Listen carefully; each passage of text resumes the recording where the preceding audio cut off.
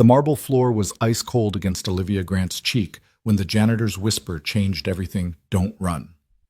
Three masked gunmen swept through First National Bank with military precision, but it was the man in the gray uniform, the one she'd passed 1,000 times without a glance, whose steady eyes promised survival.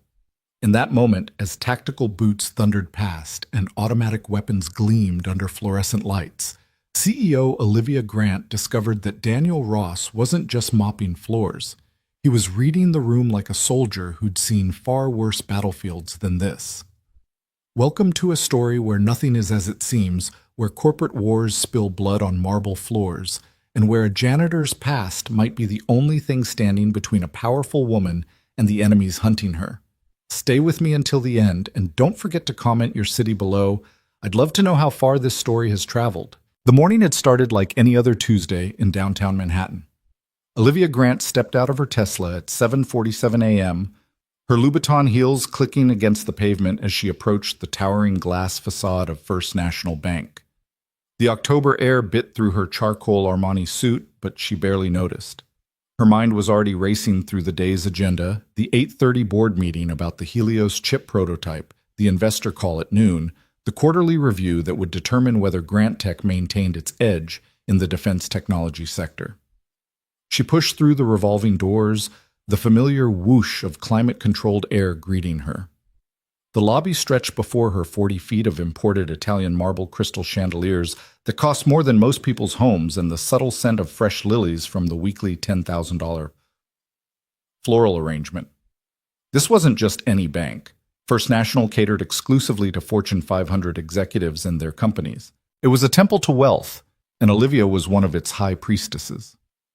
"Morning, Ms. Grant," called Marcus, the security guard who'd manned the front desk for 15 years. His warm smile crinkled the corners of his eyes. "Good morning, Marcus. How's your grandson? Still crushing it in Little League? Hit 2 home runs last weekend." Marcus beamed, his chest puffing with pride. "Kid's got a scholarship in his future, mark my words." Olivia smiled, genuinely a rare occurrence these days. These small human connections were anchors in her increasingly isolated world. Since her divorce 2 years ago, since climbing to the CEO position that had cost her everything else, these brief exchanges were sometimes the only real conversations she had all day. She moved toward the executive elevator, fishing her access card from her Hermes bag. The morning crowd was filling in, bankers in their identical Brooks Brothers suits, a handful of early clients, the usual Tuesday morning ballet of capitalism. She noticed the janitor pushing his cart near the teller stations, his head down, focused on his work. Gray uniform, maybe mid-40s, unremarkable in every way. She'd probably passed him 100 times and couldn't recall ever really seeing him. That would change in exactly 3 minutes. Olivia had just pressed the elevator button when the first sign of wrongness hit her. It wasn't dramatic, just a subtle shift in the air like the pressure drop before a storm. She turned, instinctively scanning the lobby. Everything looked normal, but her gut, the same instinct that had saved her company from 3 hostile takeovers, was screaming. Then she saw them. 3 men had just entered through the revolving doors. They wore expensive suits, but something was off. Their movements were too coordinated, too purposeful. While other morning arrivals meandered toward their destinations, these 3 moved like a unit, their eyes sweeping the room in practiced arcs. The elevator dinged behind her. The doors slid open. She almost stepped inside. Almost. But then the man in the center reached into his jacket, and Olivia's blood turned to ice water. The morning sun caught the dull metal of an automatic weapon as he pulled it free. Time seemed to fracture, everything happening in horrible slow motion and lightning speed simultaneously. "Everybody on the ground now." The voice was professional, controlled not the panic scream of a desperate criminal, but the measured command of someone who'd done this before. The lobby erupted in chaos. Screams bounced off the marble walls. The sound of bodies hitting the floor created a percussion of fear. Olivia's mind went into overdrive, calculating options in milliseconds. The elevator was still open behind her, but she'd never make it. The main entrance was 40 feet away now, blocked by one of the gunmen. The emergency exits were on the far side of the teller stations. Her Krav Maga training from those executive protection courses felt laughably inadequate against automatic weapons. "I said, down!" The leader's rifle swung toward her. She dropped her knees, hitting the marble hard enough to send spikes of pain up her thighs. Her $8,000 suit would be ruined, she thought absurdly, as if that mattered when her life hung by a thread.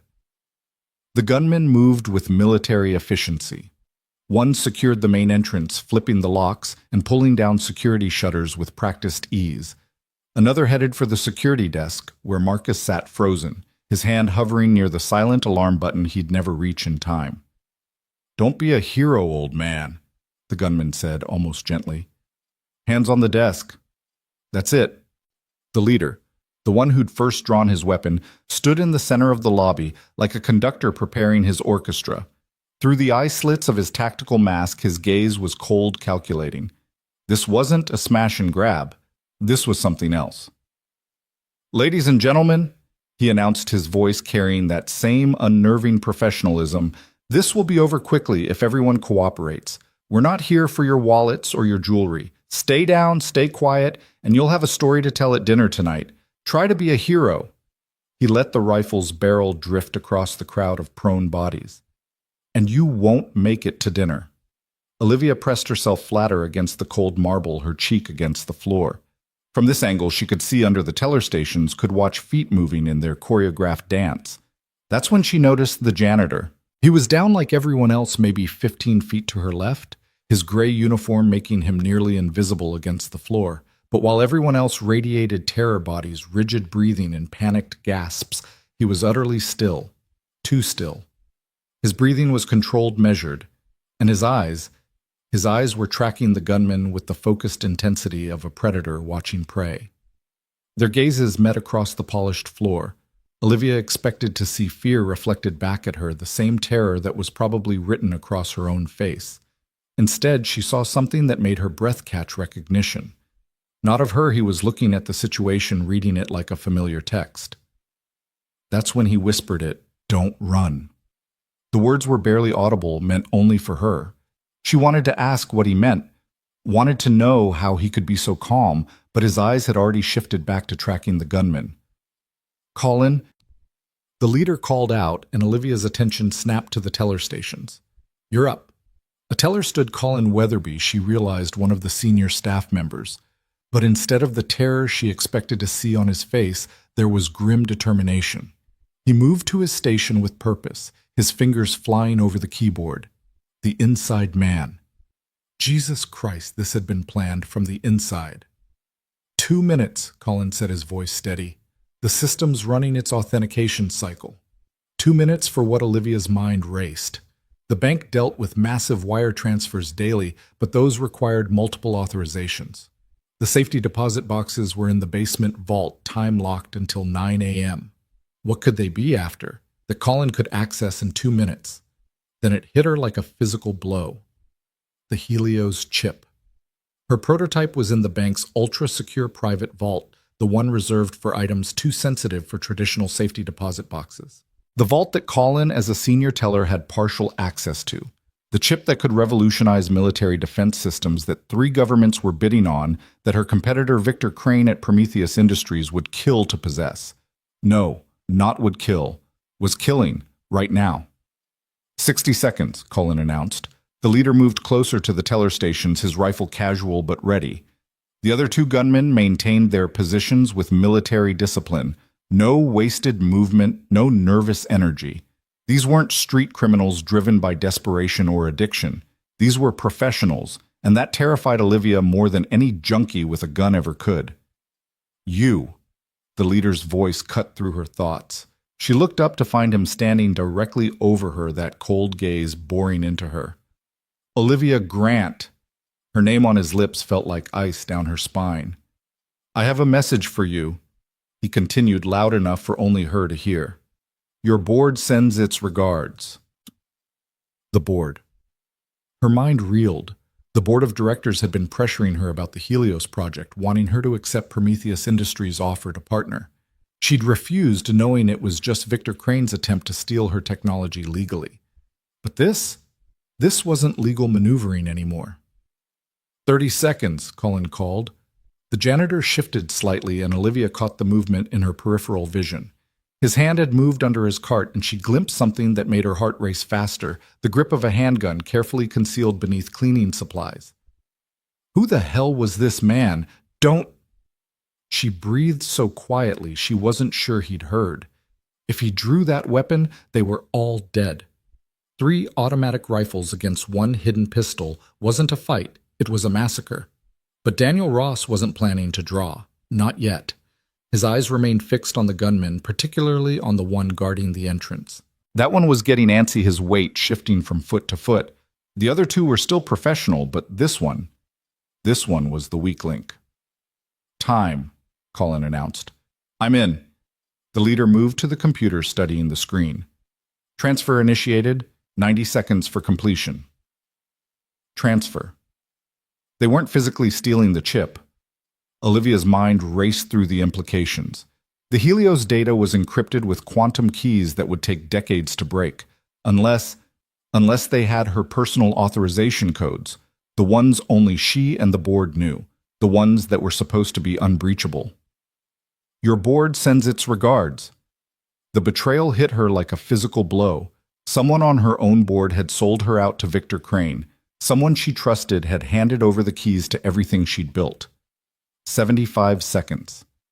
The antsy gunman at the door was getting worse. His head kept swiveling toward the windows, checking the street. Even through the dropped security shutters, the morning sun created patterns of light and shadow that clearly made him nervous. Steady, the leader called to him, irritation creeping into that professional tone. Something's wrong, the antsy one replied. The response time is exactly what we calculated. Stay focused. But Olivia could see what the leader apparently couldn't from his position. The gunman's trigger finger was no longer properly indexed along the rifle's receiver. It was curling toward the trigger itself. One surprise, one sudden movement, and that finger would squeeze reflexively. The janitor saw it too. She could tell by the way his body had shifted, almost imperceptibly, weight transferring to the balls of his feet. 60 seconds. A phone rang. The sound was shocking in the tense silence, an old-fashioned landline ring from the reception desk.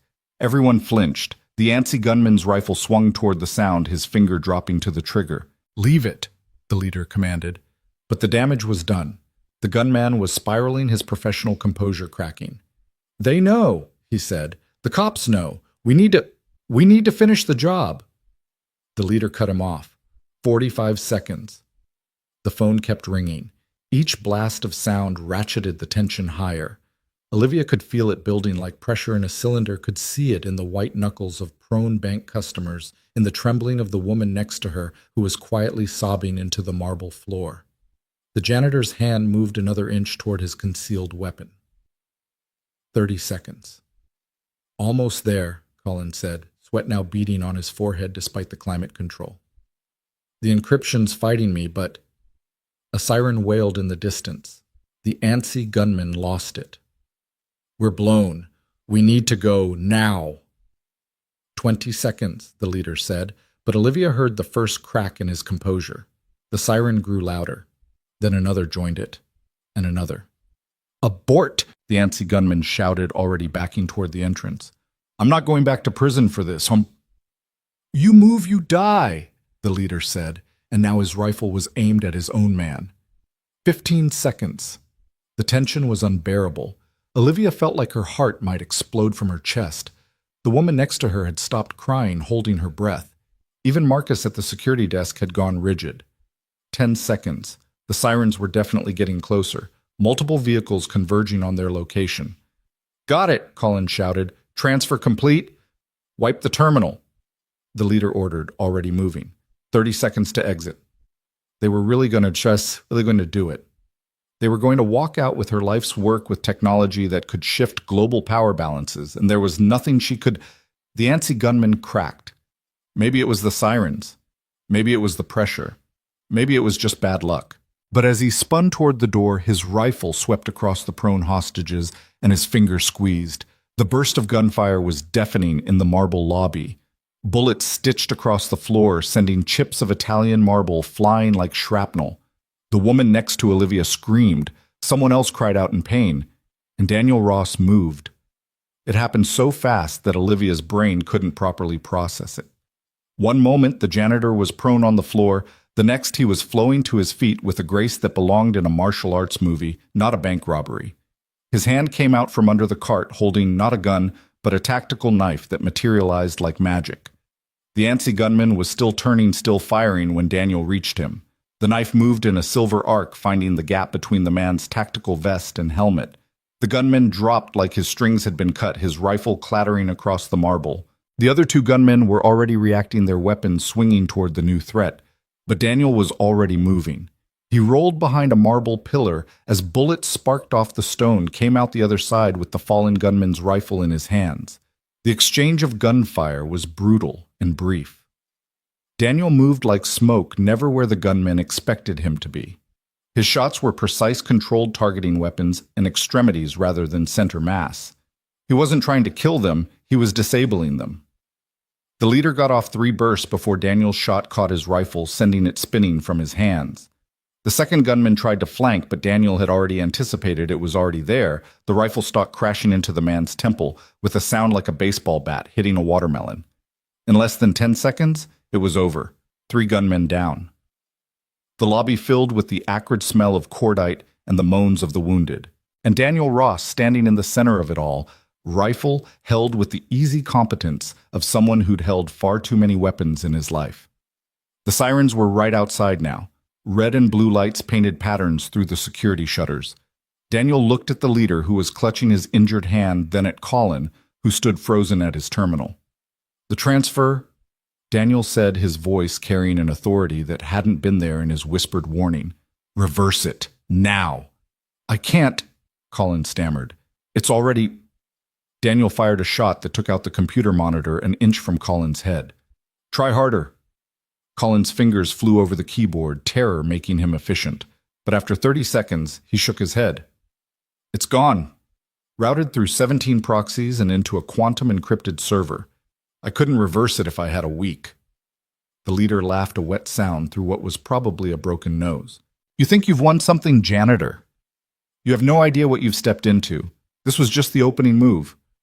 Daniel walked over to him, crouched down. "Prometheus Industries, Victor Crane." The leader's eyes widened behind his mask. "How did you—" "Because I've been watching, waiting." Daniel pulled something from the leader's vest, a small communication device. "And now they know I'm involved, which means they'll come harder next time." "This isn't your fight," the leader said. Daniel stood, his gaze finding Olivia across the chaos. "It is now." The police were at the doors shouting commands. Daniel set down the rifle, raised his hands, but his eyes never left Olivia's. In them, she saw a promise and a warning. This isn't over. As the police flooded in, as EMTs rushed to the wounded, as the chaos of aftermath engulfed the lobby, Olivia's mind was spinning with questions. Who was Daniel Ross? How had he known what would happen? And most importantly, why had a janitor just saved her life with skills that belonged to special forces, not someone who pushed a mop for a living? Ma'am, are you injured?" An EMT was kneeling beside her, checking for wounds. I'm fine," she managed. Though nothing about this situation was fine. Across the lobby, police were cuffing Daniel along with everyone else, standard procedure, until they could sort out what had happened. But just before they led him away, he caught her eye one more time. "They'll come for you," he mouthed silently. "Be ready." Then he was gone, disappeared into the maze of police procedures and witness statements that would consume the next several hours. But his warning echoed in Olivia's mind as she sat in the back of an ambulance, a shock blanket around her shoulders that she didn't remember anyone putting there. Her phone buzzed. A text from an unknown number. "The Helios data is gone, but that's not what they're really after. Check your home security, now. D. Daniel." With shaking fingers, she pulled up her home security app. Everything looked normal, the house in Westchester sitting quietly in the morning sun, the grounds peaceful. But as she cycled through the cameras, she noticed it. The front door camera showed the morning newspaper on the porch. She distinctly remembered bringing it in before leaving. Someone had been in her house. After she'd left, they were still there.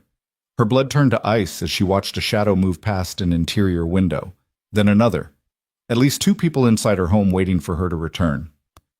Another text. Don't go home. Meet me at Grand Central Lower Level Track 117 in 2 hours. Come alone. Trust no one else. Your board sold you out, but that's just the beginning. D. Olivia looked around at the chaos surrounding her. Police FBI agents who'd just arrived her own security team that had somehow missed everything. Any of them could be compromised. The betrayal went deeper than just Colin and the board. This was a web, and she was the spider's prey. But now she had something unexpected, a guardian angel in a janitor's uniform one, with skills that suggested his own dark past. The question was whether she could trust him, or if she was jumping from one web into another. Her phone rang. Victor Crane's name appeared on the screen. Against her better judgment, she answered. Olivia? Victor's smooth voice oozed false concern. I just heard about the terrible incident at the bank. Thank God you're safe. Cut the act, Victor. I know you were behind this. A pause. Then a chuckle. Behind it? My dear, I'm trying to save you from it. The Helios technology is too dangerous for one company to control. There are forces at play here you can't imagine. Forces you're controlling, forces I'm trying to manage. There's a difference. The attack today was messy amateur, not my style at all. But now that the data is out there in the wild, we need to work together to contain it. You stole it. I acquired it, Jim, Victor corrected, to keep it from people who would do far worse things with it. Meet with me, Olivia. Let me explain everything. 1 hour, the Prometheus building. I'll guarantee your safety. My safety? Like you guaranteed it this morning. Another pause. The janitor, Ross. You should know he's not who he claims to be. His real name is... Olivia hung up. She didn't want to hear Victor's version of Daniel's identity. She'd rather hear it from the man himself. But Victor's call had revealed something important. They didn't know Daniel had made contact with her. They thought he was just a wild card who'd interfered with their plan. She deleted Daniel's text, then stood from the ambulance. I need to go, she told the EMT. Ma'am, you should really be checked for shock. I'm fine. She spotted Detective Morrison, the lead investigator. Detective, I've told you everything I know. I need to get to my office deal with the fallout from this. Morrison looked skeptical. Ms. Grant, you're a material witness to a major crime. And frankly, given that you seem to have been specifically targeted, am I under arrest? No, but then I'm leaving. You have my contact information. She walked away before he could protest further, hailing a cab at the corner. Grand Central, she told the driver. Then added, take the long way. I need to make some calls. As the cab pulled into traffic, Olivia gazed back at the bank, now surrounded by emergency vehicles and media vans. In a few hours, her face would be on every news channel. The story would go viral, tech CEO survives dramatic bank heist. But they'd all be missing the real story. This wasn't about money or even the Helios chip. This was about power control and secrets buried so deep that a man had hidden behind a mop for God knew how long just to stay invisible. Her phone buzzed. Her head of security. Ms. Grant, where are you? We've lost your signal. She'd forgotten about the tracker in her company phone. Without hesitation, she powered it down and removed the SIM card, dropping it out the cab window at the next red light. For the first time in her corporate life, Olivia Grant was truly alone. No security detail, no assistant managing her schedule, no board of directors pretending to have her back while plotting her downfall. Just her and a mystery man who mopped floors with the same hands that had just taken down 3 armed professionals. Change of plans, she told the cab driver. Take me to the Westfield Mall first. I need to do some shopping. If she was going off the grid, she'd need a new phone, different clothes, and cash. Lots of cash. The corporate credit cards were probably already compromised. As the cab navigated Manhattan traffic, Olivia's mind worked through everything she knew. The Helios chip's data was gone stolen by someone on her own board working with Victor Crane, but Daniel had said that wasn't what they were really after. So what was the only thing more valuable than the chip itself would be? Her. Her knowledge of how to build it, improve it, and most importantly, how to counter it. The chip was just technology. She was the mind behind it. They weren't trying to steal from her. They were trying to acquire her. The attack at the bank had been meant to fail. Oh, they'd wanted the data as a bonus, but the real goal was to frighten her, isolate her, make her run to the only safe harbor they'd left available, Victor Crane and Prometheus Industries. But they hadn't counted on Daniel Ross. Her new burner phone, purchased with cash at an electronics kiosk, buzzed with an incoming text. How had he gotten the number? She hadn't given it to anyone. Good instinct, ditching the company phone. You're learning. Change in plans. They're watching Grand Central. New location, the Bethesda Fountain, Central Park. 1 hour. Look for the hot dog vendor with the Yankees cap. D. Olivia smiled grimly. He was testing her, making sure she wasn't being followed, wasn't compromised. Smart. But she had her own test to run. She Googled Daniel Ross Janitor First National Bank on her burner phone. No results. She tried variations, searched social media employment databases she could access. Nothing. Daniel Ross didn't exist in any digital footprint she could find. But then she tried a different search. Military contractors disappeared 2019. It was a hunch based on the way he'd moved, the precision of his violence. The results were mostly news articles about various scandals, but one caught her eye. Blackwater operative presumed dead after Afghanistan mission goes wrong.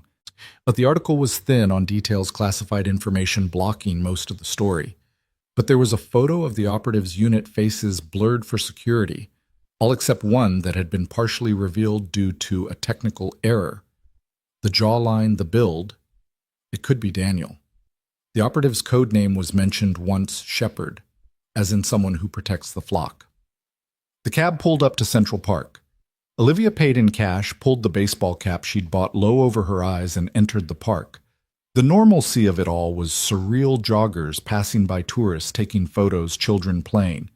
None of them knew that their world balanced on the edge of something dangerous. She found the Bethesda Fountain easily enough, and sure enough, there was a hot dog vendor in a Yankees cap. But as she approached, she noticed something: his hands. They were too steady, too clean. No one who handled hot dogs all day had hands that pristine. "You hungry?" the vendor asked, but his eyes were scanning the area behind her. "Depends on what you're serving," she replied carefully. He smiled slightly. "Boss says you're clear. Southwest path, third bench. He'll find you." Olivia walked in the indicated direction, her nerves singing with tension. Every person she passed could be a threat. Every shadow could hide an enemy. This was what her life had become in the span of 3 hours. She found the bench and sat, trying to look casual. The minutes stretched like hours. Then suddenly he was there, sitting beside her as if he'd materialized from thin air. Daniel Ross looked different out of his janitor's uniform. He wore jeans and a simple jacket, but she could see the warrior beneath the casual clothes now. The way he sat allowed him to see every approach. His hands rested in positions that could reach concealed weapons in fractions of seconds. "They're gone," he said without preamble. "The men waiting at your house. They left 20 minutes ago when you didn't show." "How do you know?" "I've been watching them watch you for 3 weeks." The implications of that statement hit her like a slap. 3 weeks? You've known this was coming for 3 weeks. I've known something was coming for 3 months. It took me 3 weeks to narrow it down to you and the Helios project. "Who are you?" The question came out as barely a whisper. Daniel was quiet for a long moment, watching a family feed ducks at the pond. Someone who made powerful enemies. Someone who died in Afghanistan officially. Someone who came back to find his life erased and his daughter threatened if he ever surfaced again. Daughter. The word humanized him in a way nothing else could have. "They let me live on one condition," he continued, "that I stay dead. No contact with my former life, no using my skills, no drawing attention, so I became invisible. A janitor. Nobody looks at the janitor." "But you acted today. You broke your cover." "Because they broke the rules first." His voice hardened. 3 weeks ago, someone accessed my sealed records. Someone very powerful with very deep connections. They were looking for pressure points, weaknesses. They found my daughter. Victor Crane. Crane is middle management in this game. There are players here you've never heard of, Olivia. Defense contractors who make Prometheus look like a corner store. Government officials who've forgotten which flag they serve. And now they all want what's in your head. The Helios technology. No. Daniel turned to look at her directly. Helios is version 1. What they want is what you haven't built yet. Version 2. The one that makes Helios obsolete. Olivia's blood ran cold. How could they know about Project Aurora, the theoretical framework you've been developing in private, the quantum entangled defense system that would make traditional warfare impossible? That's impossible. I haven't told anyone. The files are encrypted on an air-gapped computer that never touches any network. Your board member Harrison Blackwood. He's been in your home office, photographed your handwritten notes during the dinner party you hosted last month. The violation of it made her sick.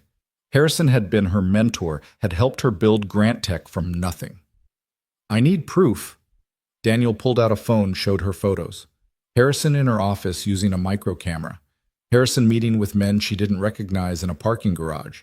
Harrison receiving an envelope that undoubtedly contained more money than most people saw in a lifetime. My God. He's just the tip of the iceberg. Richardson is compromised too, and your CFO Jennifer Walsh. Jennifer. But she's my friend. We've known each other since college. They got to her through her son. He has a drug problem she's been hiding. They've been supplying him in exchange for information. Olivia felt her world crumbling.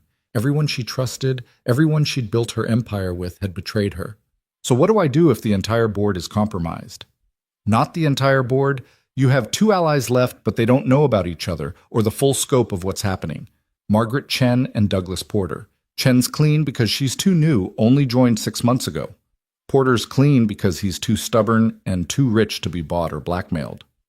How long have you been investigating my life? Long enough to know you're in over your head, but also long enough to know you're the only one who can stop what's coming. Which is... Daniel was quiet for a moment, watching a jogger pass. When he spoke again, his voice was grim. A complete restructuring of global defense. Imagine if one company or one shadow organization controlled technology that could shut down any military system on the planet. No more balance of power. No more mutually assured destruction, keeping the peace. Just one finger on the button that could turn any nation's defenses into useless metal. Aurora isn't weaponized. It's purely defensive. In your hands, yes. In theirs. He shook his head. They'll turn it into the ultimate offensive weapon. Strike anywhere, anytime with complete impunity, because no one can strike back. The full horror of it washed over Olivia. Her life's work, her dream of making war obsolete through defense technology, could become the tool of absolute oppression. We have to stop them. Daniel raised an eyebrow. Yesterday, I was nobody. Today, I'm a wanted man who killed someone in a bank. After tomorrow, every intelligence agency in the world will be hunting me. I should be running. But you're not. No. His jaw tightened. Because they threatened my daughter, Emma. She's 9 years old, lives with her aunt who thinks I'm dead. She's safe as long as I play dead, but if I surface, if I fight back, they'll hurt her. Or worse, use her as leverage to make me work for them. He stood abruptly. Which is why you need to forget you ever met me. Go to Crane, take his deal. Buy yourself time to figure out a countermove. You're abandoning me. Olivia stood too, anger flashing through her fear. I'm saving you, and my daughter. The moment they realize we're working together, both our lives are over. Our lives are already over. The words came out louder than intended, drawing looks from passers-by. She lowered her voice. The moment I walk into Prometheus, I become a prisoner with a corner office. And you? How long before they decide a dead man with your skills is too dangerous to leave wandering around? Daniel's phone buzzed. He checked it, his face going pale. No. What? He showed her the screen, a photo of a young girl with Daniel's eyes and a brilliant smile walking home from school. The message beneath it read, "Beautiful daughter, shame if something happened to her. Meet us or she disappears." How did they... Olivia began. I was too careful. Never made contact, never went near her. His hands were shaking, the first sign of real emotion she'd seen from him. Unless... His eyes met hers with terrible understanding. This was never about the Helios data, Olivia breathed. The bank, the attack, it was all to force you to reveal yourself, to protect me. They knew I was watching, knew I'd have to act if lives were in danger. His voice was bitter. And I walked right into it. Another text arrived. 1 hour, Prometheus Industries underground parking level B3. Both of you. Or little Emma learns what happened to Daddy in Afghanistan. Both of us, Olivia noted. They want us together. Leverage against each other. You'll do what they want to protect a stranger's child because that's who you are, and I'll do whatever they want to protect Emma. So what do we do? Daniel looked at the photo of his daughter again, and Olivia saw him make a decision that would change everything. We don't play by their rules, he said quietly. There's something they don't know, someone they haven't accounted for. Who? The real reason I became a janitor at that particular bank. I wasn't just hiding, I was hunting. He turned to face her fully. My unit in Afghanistan, we weren't just military contractors. We were investigating a Defense Department leak. Someone was selling military secrets to private corporations. The trail led back to New York to a specific bank that was laundering the payments. First National. I've been gathering evidence for 3 years. Names, accounts, transactions. Everything I needed to expose the whole network. I was 2 weeks away from having enough to take to the Justice Department when you became a target. So you chose to save me instead of completing your mission. I chose to save an innocent woman, but maybe I can do both. He pulled out a different phone, one she hadn't seen before. This contains everything I've gathered, every crime, every traitor, every payment. It's encrypted with a dead man's switch. If I don't enter a code every 12 hours, it uploads to every major news outlet and law enforcement agency in the world. Your insurance policy. Our insurance policy now. He handed her the phone. The code is Emma's birthday backward, 4102151. If something happens to me, nothing's going to happen to you. We're going to save your daughter and stop these bastards. How they hold all the cards. Olivia smiled for the first time since the bank. No, they don't. They need me functional, capable of working on Aurora, which means they can't push me too far. And you're the most dangerous man they've ever tried to corner. Together, we're still outnumbered and outgunned. In a straight fight, yes, but this isn't going to be a straight fight. She pulled out her burner phone. You said Margaret Chen and Douglas Porter are clean. Yes, but then we have allies, and I have resources they don't know about. Emergency funds in cryptocurrency, off-the-book safe houses from my paranoid early startup days, and most importantly, the real Aurora files. You said they were on an air-gapped computer. The decoy files are. The real ones, she tapped her temple. Up here. I learned long ago never to write down anything truly valuable. Daniel stared at her with something approaching respect. You've been playing a longer game than anyone realized. I'm a woman in tech who climbed to the top of a male-dominated industry. I've always had to play a longer game. Her phone buzzed with an alert. 45 minutes. We need to move. I know a way into Prometheus that they won't expect. But first we need to make a stop. Where? My apartment, the real one, not the cover identity's rat hole. If we're walking into the lion's den, we're going armed. They left the park separately, taking different exits, different routes. Olivia hailed a cab to a location 3 blocks from the actual destination, while Daniel disappeared into the subway. They reconvened at a building in Queens that looked abandoned from the outside. Charming, Olivia muttered. That's the point. Daniel led her to a service entrance through a maze of hallways that shouldn't exist according to the building's official floor plan.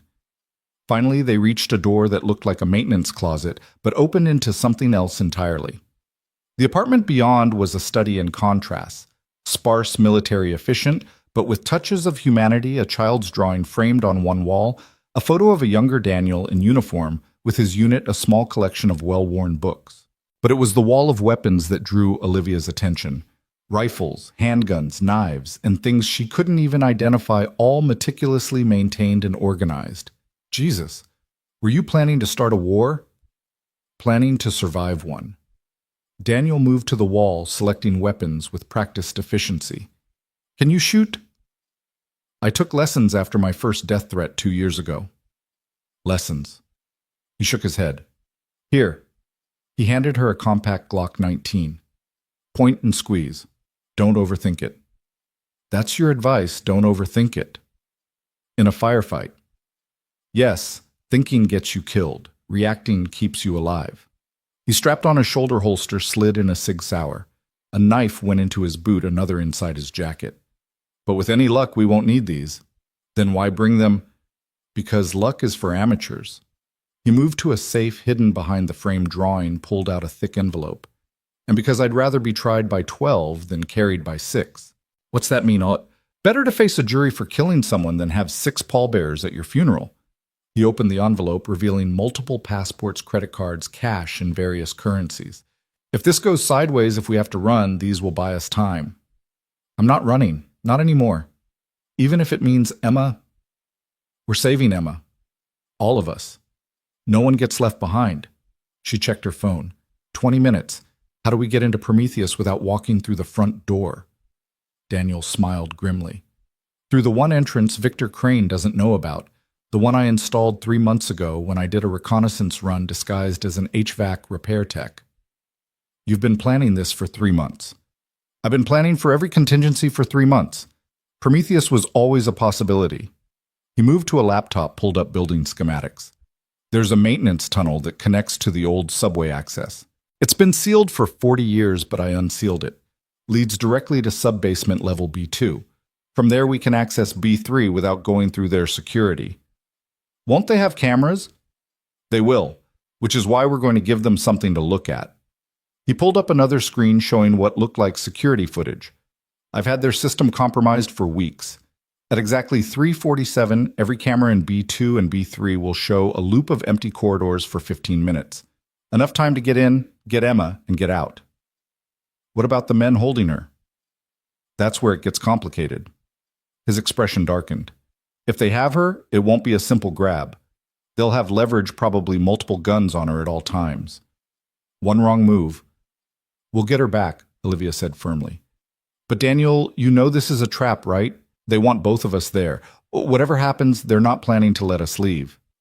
I know, which is why we're not really going to be there. What? He pulled out 2 small devices, holographic projectors, military-grade borrowed from my old unit's equipment that was never returned. They'll create realistic 3D images of us that can even interact with basic environmental factors. Good enough to fool someone for maybe 5 minutes if they're not looking too close. 5 minutes isn't long. It's long enough if we use them right. We go in real make contact, then switch to holograms while we circle around behind them. That's insane. That's Tuesday in Special Ops. He checked his equipment one more time. You sure you want to do this? Last chance to walk away? I told you I'm not walking away. These people destroyed my company, betrayed my trust, and threatened an innocent child. They're going to learn what happens when you corner someone with nothing left to lose. Daniel nodded slowly. All right then, let's go save my daughter and burn their whole operation to the ground. They left through a different exit, taking Daniel's nondescript Honda Civic that was registered to another one of his false identities. As they drove through Queens toward Manhattan, toward whatever waited for them in the depths of Prometheus Industries, Olivia found herself thinking about how much had changed in just a few hours. This morning, she'd been a CEO worried about quarterly reports and board meetings.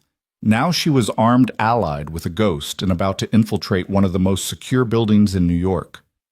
Daniel, she said as they neared the tunnel entrance he'd described. After this is over, if we survive, what then? Then we disappear. New identities, new lives, somewhere they'll never find us. All of us. Yumi and Emma. He glanced at her. You do that. Leave everything behind. Everything I built is already gone, stolen, corrupted, or compromised. Maybe it's time to build something new, something better. With a killer and his daughter. With a protector and a child who deserves a chance at a normal life. She checked the Glocks magazine, surprising herself with how natural the motion felt. Besides, normal is overrated. Daniel actually smiled a real smile that transformed his face. You're either the bravest or the craziest woman I've ever met. ¿Por qué no los dos? She replied, and was rewarded with an actual laugh. But the moment of levity passed quickly as they reached the tunnel entrance. Reality crashed back somewhere in the building looming above them. A 9-year-old girl was being held hostage. The men waiting for them had all the advantages, numbers, position, preparation. All Daniel and Olivia had was determination, desperation, and the element of surprise. As Daniel picked the lock on the tunnel entrance, Olivia sent a quick message from her burner phone to Margaret Chen. Board compromised. Hostile takeover imminent. Gather the loyal shareholders. War begins tonight. Then she followed Daniel into the darkness, ready to face whatever came next. The tunnel smelled of decades of neglect, rust mold, and something else that might have been dead rats. Their footsteps echoed despite their efforts to move quietly. Emergency lighting that Daniel had installed cast eerie shadows on the walls. "Stay close," he whispered, "and whatever happens, remember. React, don't think. I got it." They reached the access point to B2. Daniel checked his watch. 30 seconds until the camera loop starts. Those 30 seconds felt like 30 years. Then Daniel's phone vibrated once the signal that the loop was active. They emerged into a pristine corporate hallway, the contrast to the tunnel jarring. Everything here was marble and glass cold efficiency that probably cost millions to achieve. This way, Daniel led her through a maze of corridors moving with purpose but not haste. To anyone watching, they might have been maintenance workers or lost visitors. They reached the stairwell to B3. Daniel paused, pulling out a small device that he ran along the door frame. Clean, no additional sensors. They descended into B3, which was different from the floor above. Darker, more industrial. This was where Prometheus kept things they didn't want the public to see. "The parking section is through here," Daniel whispered, leading her through another door. The underground parking was vast, filled with expensive vehicles and shadows. At the far end, Olivia could see a cluster of people around a black SUV. Her heart clenched when she saw the small figure between them. Emma, looking terrified but trying to be brave, just like her father. Victor Crane stood beside the SUV like a maestro preparing for his final performance, his silver hair gleaming under the harsh fluorescent lights of the underground parking garage. Even from 50 yards away, Olivia could see the satisfaction on his face, the smug certainty of a man who believed he'd already won. 4 men flanked him, all wearing tactical gear that looked military-grade but bore no insignia, their weapons held with the casual competence of professionals who'd killed before and wouldn't hesitate to kill again. Emma stood between 2 of them, her small frame dwarfed by their bulk. She wore her school uniform, the one from the photo, but it was wrinkled now, torn at one sleeve. Her face was pale, but composed, showing a strength that no 9-year-old should have to possess. She was her father's daughter, Olivia realized, seeing the same quiet defiance in her young eyes that she'd seen in Daniel's at the bank. "She's being brave," Daniel whispered, his voice tight with barely controlled rage. "Too brave. They've threatened her with something worse than just hurting her." "How can you tell?" "The way she's standing, not trying to run, not crying. They've told her that if she doesn't cooperate, someone else gets hurt, probably her aunt." His hands clenched into fists. Classic psychological manipulation. Make the victim complicit in their own captivity. Olivia felt her own anger rising, a cold fury that surprised her with its intensity. She'd faced corporate sharks before, hostile takeovers, betrayals that cost millions. But this was different. This was a child being used as a pawn in a game she hadn't chosen to play.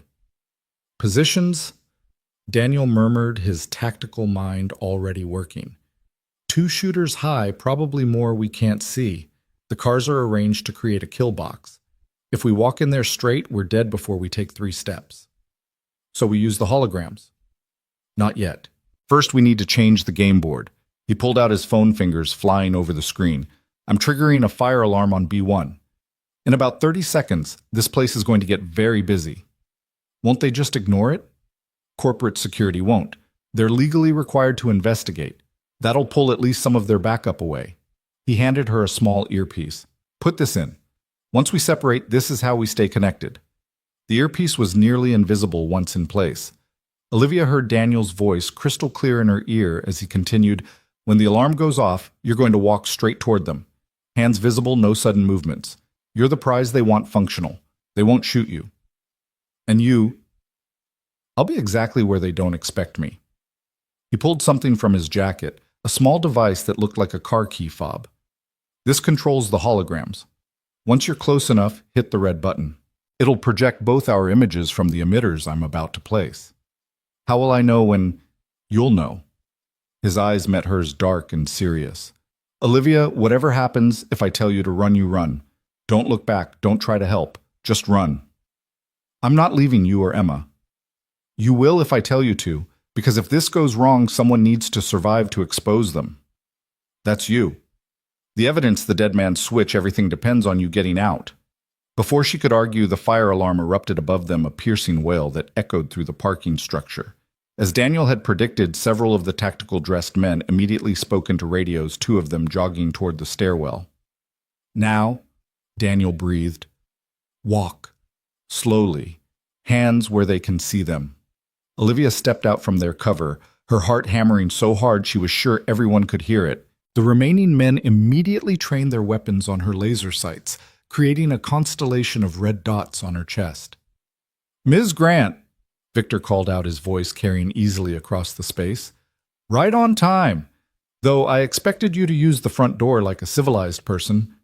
Civilization went out the window when you kidnapped a child, Victor. Her voice was steadier than she felt, anger overriding fear. Kidnapped. Such an ugly word. Let's call it protective custody. After all, with her father being so unpredictable, who knows what might happen to poor Emma here? The girl flinched at her name, but didn't speak. Up close now, Olivia could see the tear tracks on her cheeks, though her eyes were dry now. She was running on pure courage, and it was running out. I'm here, Olivia said now, 20 feet away. Let her go. Oh, we will. Once you and Mr. Ross agree to our terms. Speaking of which, where is our mysterious janitor? I know he's here. My men saw you both enter the tunnels. Right here. Daniel's voice came from everywhere and nowhere, echoing off the concrete walls. The men spun weapons, searching for a target, but he remained invisible. Did you really think I'd walk into your kill box, Crane? I think you'll do whatever it takes to save your daughter. Fathers are so predictable that way. Victor pulled out a pistol, pressed it against Emma's head. The girl went rigid, but still didn't make a sound. Show yourself, or I'll demonstrate just how serious I am. Daddy, don't... Emma's voice broke the silence, small and terrified. They want to hurt you. Don't come out. Olivia's hand found the hologram control in her pocket. Not yet, she told herself. Wait for the moment. Such a brave little thing, Victor said, his tone conversational, as if they were discussing the weather instead of threatening a child's life. You've raised her well, Ross. It would be a shame to end that raising prematurely. You hurt her, you lose all leverage. Daniel's voice was closer now, though Olivia still couldn't see him. Do I think Miss Grant would be quite motivated to cooperate after watching something so traumatic. Wouldn't you, Olivia? The sound of her first name from his lips made her skin crawl. What do you want, Victor? Really? This isn't just about Aurora or the Helios chip. This is something bigger. Clever as always. He smiled, the expression not reaching his eyes. You're right, of course. This is about the future, about who controls it. Governments are obsolete, constrained by borders and bureaucracy. Corporations like ours. We're the new world order, but only if we have the right tools. Tools like Aurora. Tools like you, my dear. Aurora is just code and mathematics. You're the mind that can evolve it, improve it, weaponize it properly.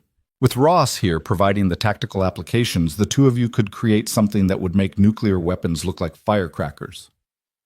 We'll never work for you, Daniel said, and suddenly he was visible stepping out from behind a concrete pillar 30 feet to Victor's left. Every weapon immediately swung toward him. Never is such a long time, Victor said, and you'd be surprised what people will do when properly motivated. For instance, Emma here has an aunt, doesn't she? Sarah, I believe, lovely woman. Elementary school teacher? It would be tragic if something happened to her. Car accident, perhaps. Or maybe a home invasion gone wrong. Emma made a small sound, the first crack in her composure. Daniel took a step forward, and every laser sight centered on his chest. Then there's your extended network, Ross, Victor continued. Your old unit members who helped you disappear. Martinez in Texas, Washington, and Florida. Chen in Seattle. Oh yes, we know about all of them. Their families too. How many people are you willing to sacrifice for your principles? You're talking about mass murder, Olivia said, horrified. I'm talking about consequences. Every choice has them. You can choose to cooperate and everyone lives happily ever after. Or you can choose to resist and people start dying. Not all at once, of course. We'll start small. Maybe Chen's daughter breaks her leg in a skiing accident. Compound fracture, very nasty. Then Martinez's wife gets food poisoning, but it's a particularly virulent strain.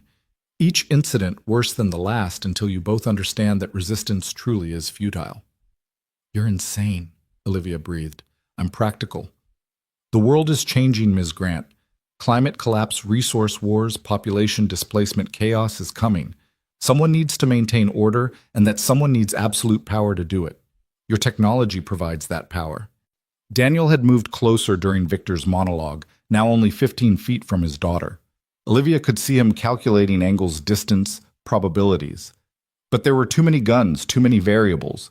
Even he couldn't take them all before someone got hurt. That's when Olivia noticed something Victor hadn't one of his men. The one furthest from the group was acting strange. His weapon was still raised, but his stance had shifted. He was facing outward now, watching the stairwell instead of Daniel. Her earpiece crackled. When I move, you hit the button, Daniel's voice somehow transmitting without speaking aloud. Subvocal mic, she realized. Military tech. Mr. Crane, the strange acting guard called out. We have a problem. Not now, Phillips. Sir, the fire alarm wasn't random. Security's reporting multiple breach points. Someone's in the building. Victor's composure cracked slightly. Who? Unknown. But they're good. Professional. They've taken down 6 of our men already. Daniel smiled, the expression sharp as a blade. Did you really think I came alone, Crane? That I'd trust my daughter's life to just one plan? It was a bluff, Olivia realized. There was no backup. But Victor didn't know that, and doubt was spreading among his men like a virus. Their formation, previously rock solid, began to waver as they tried to watch all directions at once. You're lying, Victor said, but uncertainty colored his voice. Am I Phillips? How many breach points did security report? Phillips checked his radio. 4, sir. Teams entering from the north stairwell, south elevator shaft, west loading dock, and the executive elevator. The executive elevator goes straight to your office, doesn't it, Victor? Daniel's smile widened. Wonder what they'll find in your private safe. The real books, maybe. The one showing how you've been skimming from your own board to fund this little private army. Impossible. That safe is protected by a Steinhofer 9000 system with biometric locks. Yeah, those are good, unless you have the override codes from the manufacturer, which my friend in the executive elevator happens to have. More doubt, more weapons wavering. Olivia could feel the moment approaching like a wave building far out at sea. Her hand tightened on the hologram control. Even if you're telling the truth, Victor said, rallying, we still have your daughter. Nothing changes that. Everything changes that, Daniel said softly, because now you're fighting on multiple fronts. Your men are divided, your attention is split, and you have no idea how many enemies you're actually facing. An explosion echoed from somewhere above them, the sound muffled but unmistakable. The lights flickered. 2 more of Victor's men immediately headed for the stairs, leaving only 4 plus Victor himself. Sir, we need to move, Phillips urged. If the building's compromised, we're not going anywhere until... Victor began. Daniel moved. It was like watching a force of nature unleashed. One moment he was standing still, the next, he was a blur of motion. His first target was the man closest to Emma, a strike to the throat that dropped him gasping. The second man was turning, bringing his weapon around when Daniel's knife found the gap in his body armor. Olivia hit the button. The holograms appeared instantly perfect duplicates of herself and Daniel that materialized in different positions. The remaining guards, already confused by the speed of Daniel's attack, hesitated for a crucial second, unsure which targets were real. Daniel used that second to grab Emma, rolling with her behind a concrete barrier as gunfire erupted. Bullets sparked off the floor where they'd been, where the holograms still stood. One guard was shooting at hologram Daniel, his bullets passing harmlessly through the projection. The images are fake, Victor screamed, but the damage was done. The confusion had given Daniel the time he needed. Olivia didn't remember drawing the Glock, didn't remember aiming. She just reacted as Daniel had taught her. The gun kicked in her hands, the sound deafening in the enclosed space. Phillips went down, his weapon clattering away. Victor spun toward her, his own pistol rising, but Olivia was already moving, diving behind a parked Mercedes as bullets shattered its windows. Glass rained down on her like deadly snow. "Emma, stay down!" Daniel's voice urgent but controlled. More gunfire, the distinctive sound of his Sig Sauer. Olivia popped up, fired twice more, forcing Victor to take cover. She could see Daniel in her peripheral vision using a car door as a shield while he engaged the remaining guards. Emma was huddled behind the concrete barrier, hands over her ears. One of the guards made the mistake of focusing too long on the hologram, still trying to understand what he was seeing. Daniel's shot took him in the shoulder, spinning him around and down. 2 guards left plus Victor. "Olivia, move left!" Daniel's voice in her earpiece. She rolled left just as bullets destroyed the spot where she'd been. The Mercedes was taking a beating, its body riddled with holes. She needed better cover. There, a support pillar, thick concrete that could stop anything short of a rocket. She sprinted for it, hearing bullets whine past her ear, made it pressed her back against the cold concrete, breathing hard. "Nice shooting," Daniel's voice in her ear. "You're a natural." "I don't feel like a natural," she gasped. "I feel like I'm going to throw up." "That's normal. Means you're still human." Victor's pulling back to the SUV. He's going to try to run. "What about Emma?" "Safe. For now. But we need to end this before his reinforcements arrive." Olivia peered around the pillar. Victor was indeed retreating to the SUV, using his remaining men as cover. One of them was laying down, suppressing fire, while the other tried to flank Daniel's position. She saw what Daniel apparently didn't. The flanking guard had a clear shot at the concrete barrier protecting Emma. Without thinking, Olivia stepped out from cover, her Glock raised. "Hey!" The guard turned toward her, voice, his rifle swinging around. Time slowed. She could see his finger tightening on the trigger, could see the bore of the rifle like a black eye staring at her. She fired first. The guard stumbled backward, his shot going wild, sparking off the ceiling. He dropped to one knee, then fell forward and didn't move. The last guard, seeing his situation was hopeless, threw down his weapon. "I surrender. I'm done." "Smart choice," Daniel said, emerging from cover with his weapon still trained on the man. "Face down, hands behind your head." That left Victor. He stood beside the SUV, his pistol pointed not at them but at the gas tank of a nearby car. "One shot and this whole level goes up. We all die." "You're bluffing," Daniel said. I'm 73 years old, Ross. I've lived my life, built my empire. If I can't have Aurora, if I can't secure my legacy, then what's the point? Maybe taking you all with me is legacy enough." "You'd kill yourself over a weapons system." Olivia couldn't believe what she was hearing. "I'd kill myself over the principle. The weak don't deserve to inherit the earth. If I'm too weak to win here today, then I don't deserve to survive." He was serious, she realized. The fanatic gleam in his eyes wasn't madness, it was conviction. "Daddy?" Emma's small voice broke the standoff. She was peering out from behind the barrier, tears streaming down her face. "Daddy, I'm scared." Daniel's composure cracked. "It's okay, sweetheart. Everything's going to be okay. Just stay where you are." "Such touching sentiment," Victor said, "but it changes nothing. Here's what's going to happen. Miss Grant is going to come with me. We're going to leave and you're not going to follow. In exchange, you get to walk away with your daughter." "No deal," Daniel said immediately. "Then we all die. Simple as that." "You're forgetting something, Victor," Olivia said, stepping forward despite Daniel's warning gesture. "The evidence Daniel collected, the proof of your entire network's crimes. If we die here, it all goes public. A problem for dead men to worry about. Not just dead men. Your legacy, your company, everything you built will be remembered as a criminal enterprise. Your name will be synonymous with treason." That hit home. She could see it in the way his jaw tightened, the way his grip on the pistol shifted. "Moreover," she continued, "I've already transmitted the Aurora specifications to servers in 12 different countries.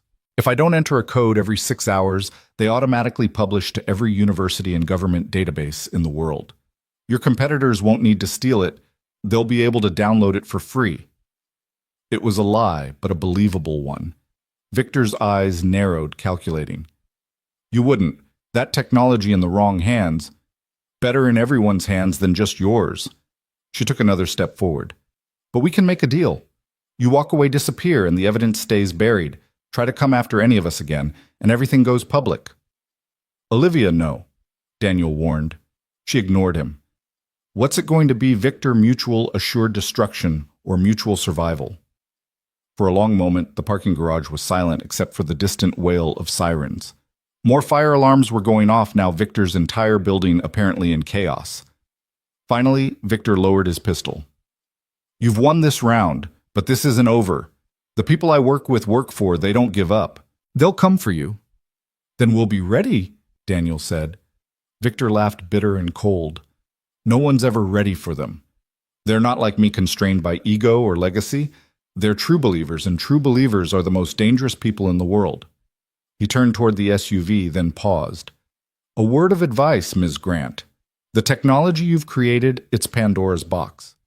Once opened, it can't be closed again. You think you're saving the world by keeping it from me, but you're just delaying the inevitable. Someone will weaponize it. Someone always does. Maybe, Olivia said, but not today, and not you.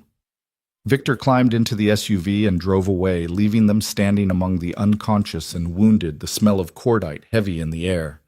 The moment he was gone, Daniel ran to Emma, scooping her into his arms. The little girl buried her face in his shoulder, finally allowing herself to sob. I was so scared, Daddy. They said you were dead, but I knew you weren't. I knew you'd come. I'm here, baby. I'm here, and I'm never leaving you again. Olivia turned away, giving them their moment while also keeping watch. The sirens were getting closer. Real police, not corporate security. They needed to leave before questions started getting asked.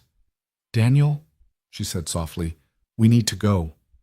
He nodded, still holding Emma. The tunnel. We can... No, they'll expect that. I have a better idea. She pulled out her burner phone, dialed a number from memory. Margaret. It's Olivia. I need an extraction. Prometheus Industries loading dock 7. And Margaret, bring lawyers, lots of lawyers. She hung up, turned to Daniel.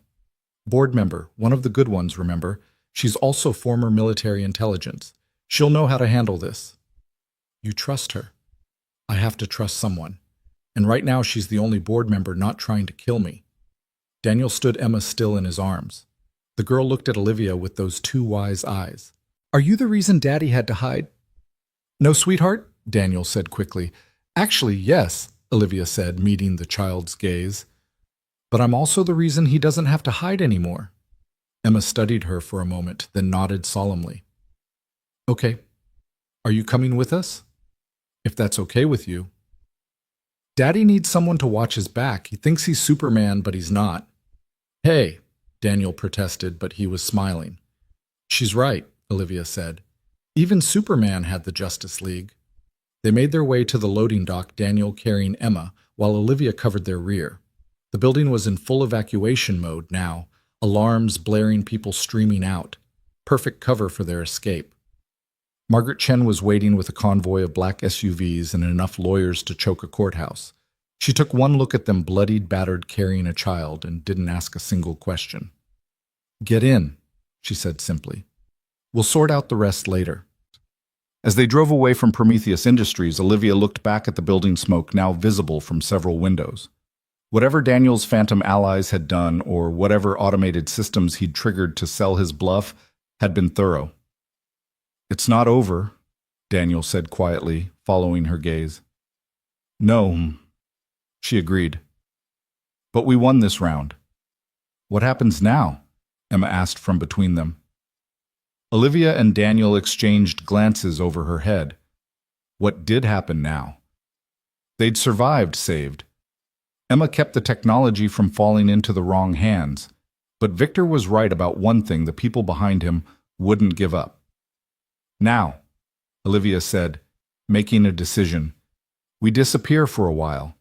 All of us. Together. Where will we go? Emma asked. Somewhere safe, Daniel said. Somewhere they won't think to look. I know a place, Olivia said. A cabin in Montana, completely off the grid. Bought it under a shell company years ago, paid cash. Not even my board knows about it. Montana, Emma said thoughtfully. Do they have horses? They do. And snow. Lots of snow. Okay. She leaned against her father, exhaustion finally catching up with her. Can Olivia come with us, Daddy? I like her. She's brave. Daniel looked at Olivia, something warm in his eyes. Yeah, sweetheart. She can come with us. As Manhattan disappeared behind them, Olivia felt something she hadn't experienced in years. Hope. They were walking away from everything she'd built, everything she'd worked for. Her company would survive. Margaret would see to that. But Olivia Grant, CEO of Grantech, was effectively dead. But maybe that was okay. Maybe it was time for a different life. One where success wasn't measured in stock prices and board approvals. One where she could work on her technology without corporate interference, where she could help raise a remarkable little girl who'd already seen too much, where she could learn what it meant to be part of something more important than any company. The cabin has a workshop, she told Daniel. Fully equipped satellite internet through untraceable relays. We could continue working on Aurora, but the right way. Defensive-only open source eventually. Make it impossible for anyone to monopolize. That's dangerous. The moment we surface with that technology, then we don't surface. We release it anonymously, simultaneously to every government and peace organization in the world. Level the playing field completely. Mutually assured defense instead of destruction, Daniel mused. It could work. It will work, but first we need time. Time to perfect it. Time to set up the distribution network. Time to heal. Daniel interrupted gently, glancing at his daughter who had fallen asleep against his shoulder. That too. Margaret's voice came from the driver's seat. I've arranged clean papers for all of you. New identities completely backstopped. The company owes me some favors from my intelligence days. You'll be ghosts until you choose not to be. What about Grantech? Olivia asked. I'll handle it. Emergency board meeting tonight. Harrison Blackwood and the other compromised members are about to discover that their golden parachutes have very large holes in them. Securities fraud, corporate espionage, conspiracy. They'll be too busy trying to stay out of prison to worry about you. And Victor?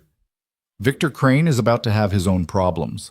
Turns out the IRS has been very interested in Prometheus Industries' accounting practices. They just needed someone to point them in the right direction. Olivia smiled. Margaret Chen was proving to be a more valuable ally than she'd ever imagined. They switched vehicles twice more standard counter-surveillance protocol, according to Daniel. By the time they reached the private airfield in New Jersey, dawn was breaking, painting the sky in shades of pink and gold. The plane was small but comfortable, chartered under one of Margaret's shell companies. As they boarded, Emma woke up blinking in the early morning light. Are we going on an adventure? She asked. The biggest adventure, Daniel told her. Will there be bad guys, not where we're going? Good, I'm tired of bad guys. She looked at Olivia. Are you my mom now? The question caught Olivia completely off guard. She looked at Daniel, who seemed equally stunned. That's... Olivia stammered. My real mom died when I was little, Emma continued matter-of-factly. Daddy said she was brave and smart and beautiful. You're all those things, so maybe you could be my new mom. Olivia felt tears prick her eyes. This little girl, after everything she'd been through, was offering her a gift greater than any technology or corporate success. I would be honored, she said softly. Emma smiled, the first real smile Olivia had seen from her. Good. Daddy needs someone to take care of him. He forgets to eat when he's worried. I do not... Daniel started. You do too, Aunt Sarah told me. Speaking of your aunt, Daniel said, clearly desperate to change the subject. We need to call her, let her know you're safe. Already handled, Margaret said, appearing in the plane's doorway. She's been relocated temporarily just as a precaution. She knows Emma is safe with you. You've thought of everything, Olivia said gratefully. That's my job, or was. I submitted my resignation to the board an hour ago. Figured you could use someone with my skill set more than Grantech could. You're coming with us. If you'll have me, someone needs to manage the logistics while you save the world. Margaret smiled. Plus, I've always wanted to see Montana. As the plane lifted off, Olivia looked out the window at the city falling away below. Somewhere down there, Victor Crane was discovering that his empire was crumbling. Harrison Blackwood was probably getting a visit from federal agents. The entire conspiracy was unraveling thread by thread, but that was the past now. The future lay ahead in a cabin in Montana where she could work without corporate interference, where Daniel could finally stop running, where Emma could have something approaching a normal childhood. "Hey," Daniel said softly, his hand finding hers. "You okay?" "Yeah," she said, surprised to find it was true. "For the first time in a long time, I'm actually okay." "This isn't the life you planned." "No," she agreed. "It's better." Emma had crawled into her lap at some point, falling asleep again with the resilience only children possessed. Daniel's arm was around them both, protective and warm. Margaret was up front with the pilot, already working on their new identities, creating people who had never existed but would seem absolutely real to anyone who looked. The sun climbed higher, bathing the cabin in golden light. Below them, America stretched out in all its vast possibility. Somewhere out there were more Victor Cranes, more conspiracies, more threats to peace and freedom. But there were also more people like Margaret willing to sacrifice comfort for conviction.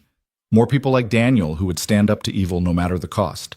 And maybe, just maybe, there were more people like herself who could create tools for peace instead of war. The flight to Montana would take 4 hours. 4 hours to leave Olivia Grant CEO behind and become someone new, someone better. Someone who measured success not in stock prices, but in the laughter of a child, the trust of a partner, the knowledge that she was working toward something greater than profit. "Daniel," she said quietly, not wanting to wake Emma. "What you did back there calling their bluff about having backup, that was brilliant." "Who says it was a bluff?" He smiled mysteriously. "You don't survive in my world without having contingency plans." "But you said—" "I said I came alone to save Emma. That doesn't mean I didn't have insurance." He pulled out his phone, showed her a series of messages. "Martinez, Washington, Chen, my old unit. They were never in danger from Victor. They were my backup running cyber operations from 3 different states. The explosions, the system intrusions, the chaos, all them." "You clever bastard." "Language," he warned, glancing at Emma. "You clever genius," she corrected. "Better." He was quiet for a moment. "Olivia, what you did back there standing up to Victor protecting Emma, you didn't have to do any of that." "Yes, I did. The moment they took her, the moment they tried to use an innocent child as leverage, it became my fight too." She stroked Emma's hair gently.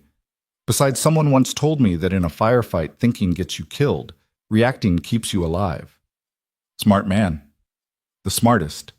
She leaned into him, feeling his warmth, his strength. "So, Mr. Ross, or whatever our new names, will be ready to disappear. With you, ready for anything." Outside the window, the landscape was changing, cities giving way to farmland to forests and mountains. Somewhere ahead was their new life, hidden and safe, at least for now. They would work on Aurora, perfect it, prepare it. And when the time was right, they would release it to the world, ensuring that no one could ever again threaten a child to steal power. But that was tomorrow's fight. Today they had won. They were together, they were alive, and they were free. As the plane carried them toward their new beginning, Olivia closed her eyes and let herself believe just for a moment that happy endings were possible.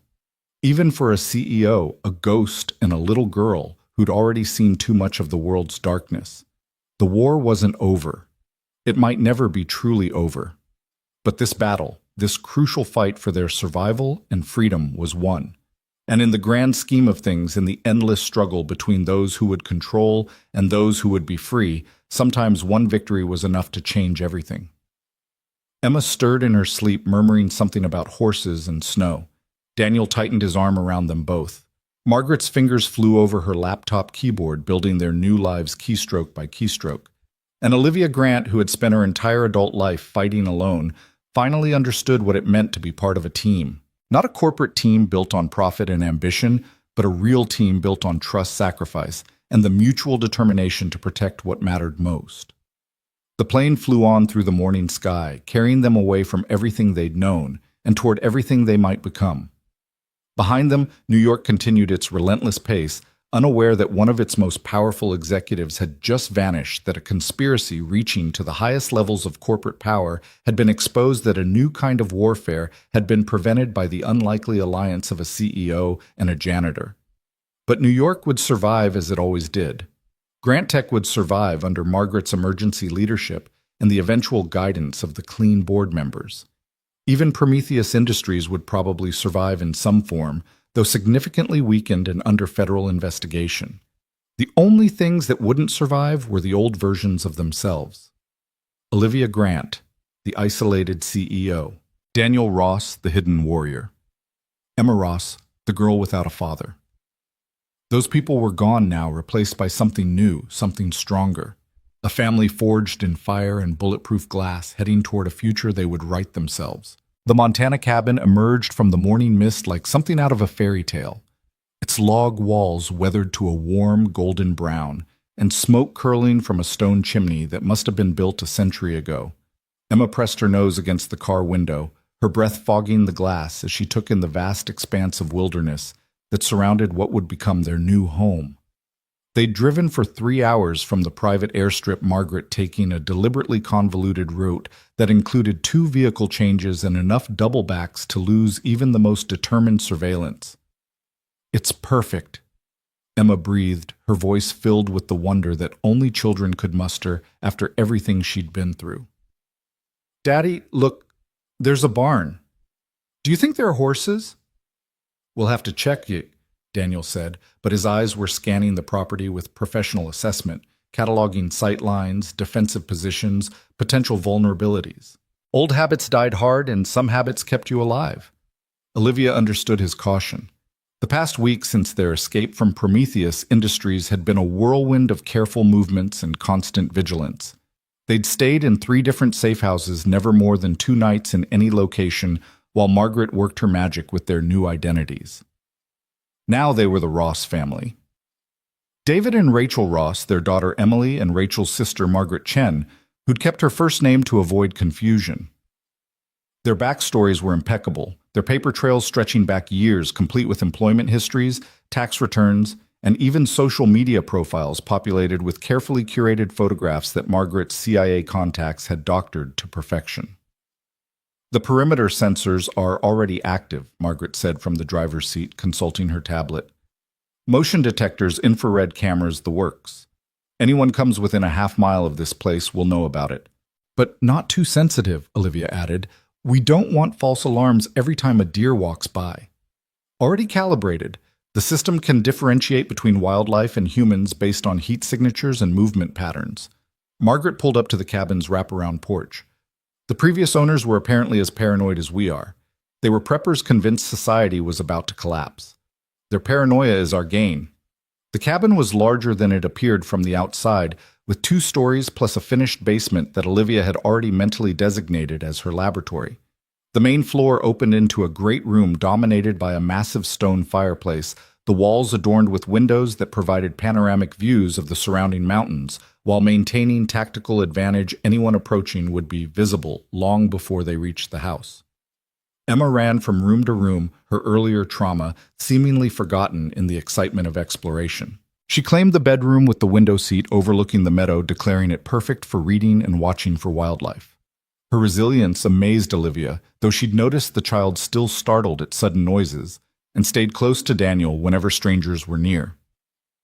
"The equipment will arrive tomorrow," Margaret said, checking her lists with characteristic efficiency.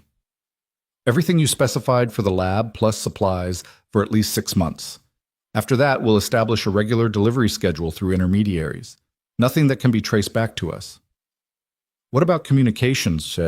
Daniel asked, testing the locks on each window with methodical precision. "Satellite internet through a series of encrypted relays. It'll be slower than what you're used to, but completely secure. I've also set up a dark web protocol for emergency communications with my remaining contacts." Olivia found herself in what would become her workspace, a room that had probably been a study with built-in bookshelves and a view of the mountains that took her breath away. So different from her corner office at Grant Tech with its view of Manhattan's steel and glass. That life felt like a dream now, or perhaps this was the dream.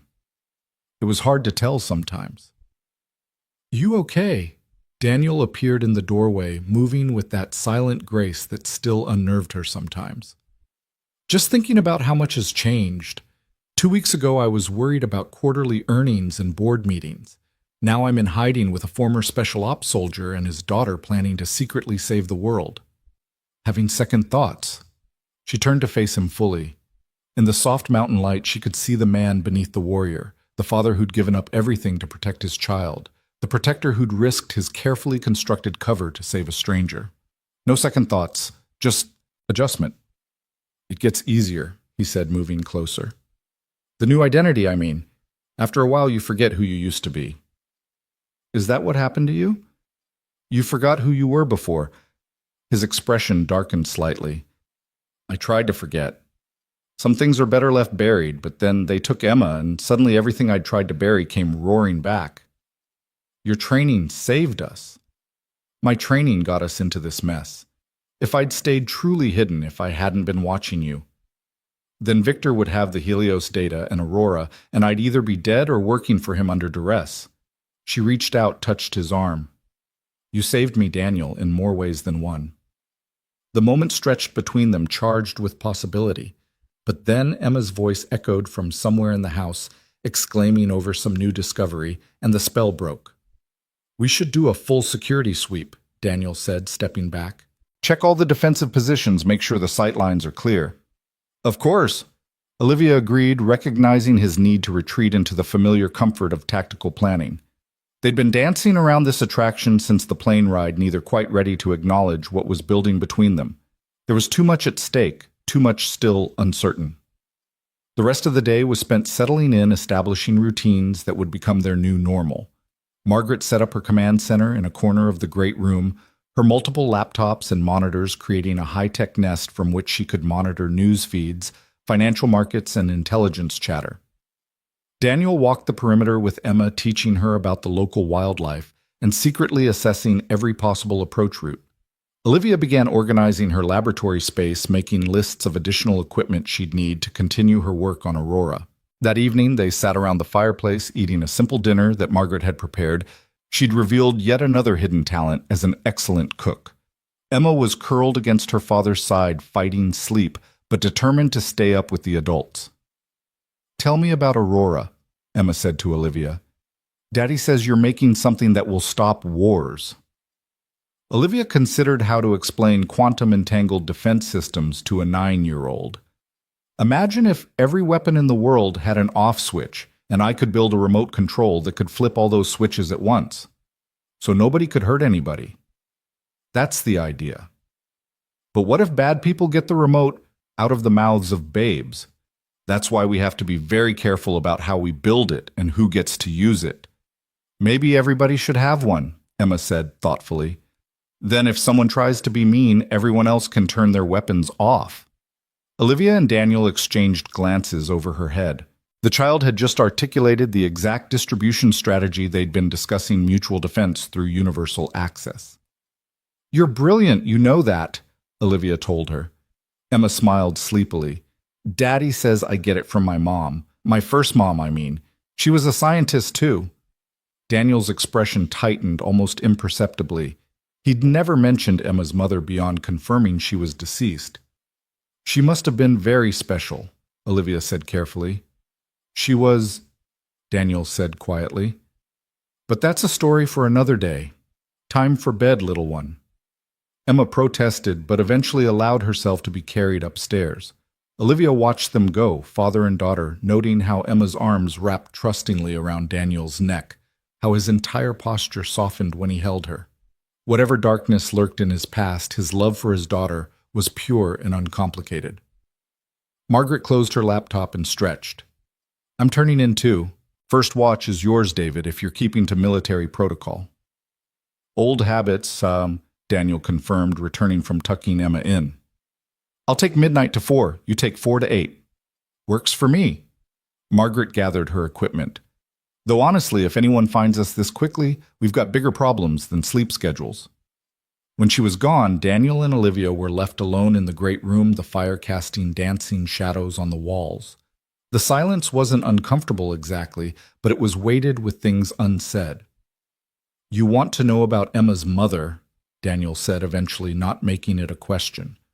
Only if you want to tell me. He stared into the fire for a long moment. Her name was Sarah. Dr. Sarah Chen, no relation to Margaret. We met in Afghanistan. She was there with Doctors Without Borders. I was supposed to be providing security for her convoy, but insurgents hit us hard. We spent 3 days hiding in a cave waiting for extraction. 3 days of thinking we were going to die. But you didn't. No, we survived. And afterward, well, intense situations create intense bonds. We got married 2 months later, right before my tour ended. Emma came a year after that. His voice grew softer. Sarah went back to Afghanistan when Emma was 6 months old. Said she had to that there were children there who needed her help. Her convoy hit an IED on her 3rd day back. Daniel, I'm so sorry. I left the military after that. Couldn't risk Emma losing both parents. Took private contracts, made good money, thought I was being smart and safe. Then the mission in Afghanistan went wrong. My unit was betrayed and I had to disappear. Had to let Emma think I was dead too. That must have been torture. Every single day. He turned from the fire to look at her. But at least she was safe, or I thought she was. If I'd known Victor's people were watching her. You couldn't have known. And you saved her the moment she was in danger. We saved her, he corrected. I couldn't have done it without you. The firelight played across his features, highlighting the scar on his jaw, the lines around his eyes that spoke of too many battles fought. Olivia found herself moving closer without conscious thought. Daniel, she began, then stopped, unsure how to articulate the tangle of emotions she was feeling. I know, he said softly. I feel it too, but Emma needs stability, and we need to focus on Aurora. And there are a dozen other perfectly logical reasons why this is a bad idea. Exactly. They stood there inches apart, the space between them, humming with possibility and restraint in equal measure. A sound from outside broke the moment, something moving through the underbrush. Daniel was instantly alert, his hand going to the weapon he'd placed strategically by the fireplace. But then they heard it, the distinctive bugle of an elk, followed by answering calls from across the valley. Just the locals, Olivia said, her heart rate slowly returning to normal. Going to take some getting used to, Daniel admitted. In the city, every sound meant potential threat. Here, most of them are just life. Maybe that's not a bad thing. Learning to distinguish between real threats and just life. He looked at her, understanding the metaphor. Maybe not. They spent the rest of the evening in comfortable companionship, Daniel teaching her basic defensive moves while she explained the theoretical framework behind Aurora's quantum entanglement protocols.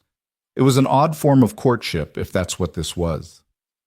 Trading knowledge of violence and protection of science and survival. By the time midnight came and Daniel officially began his watch, Olivia was exhausted but exhilarated. This new life was nothing like what she'd planned, but perhaps that was the point. Plans could be predicted, countered, defeated. But this improvised existence, balanced between hiding and preparing to change the world, this was something their enemies couldn't have anticipated. She climbed the stairs to her room, pausing at Emma's door. The child was sleeping peacefully, one arm wrapped around a stuffed bear that Daniel had grabbed during their escape.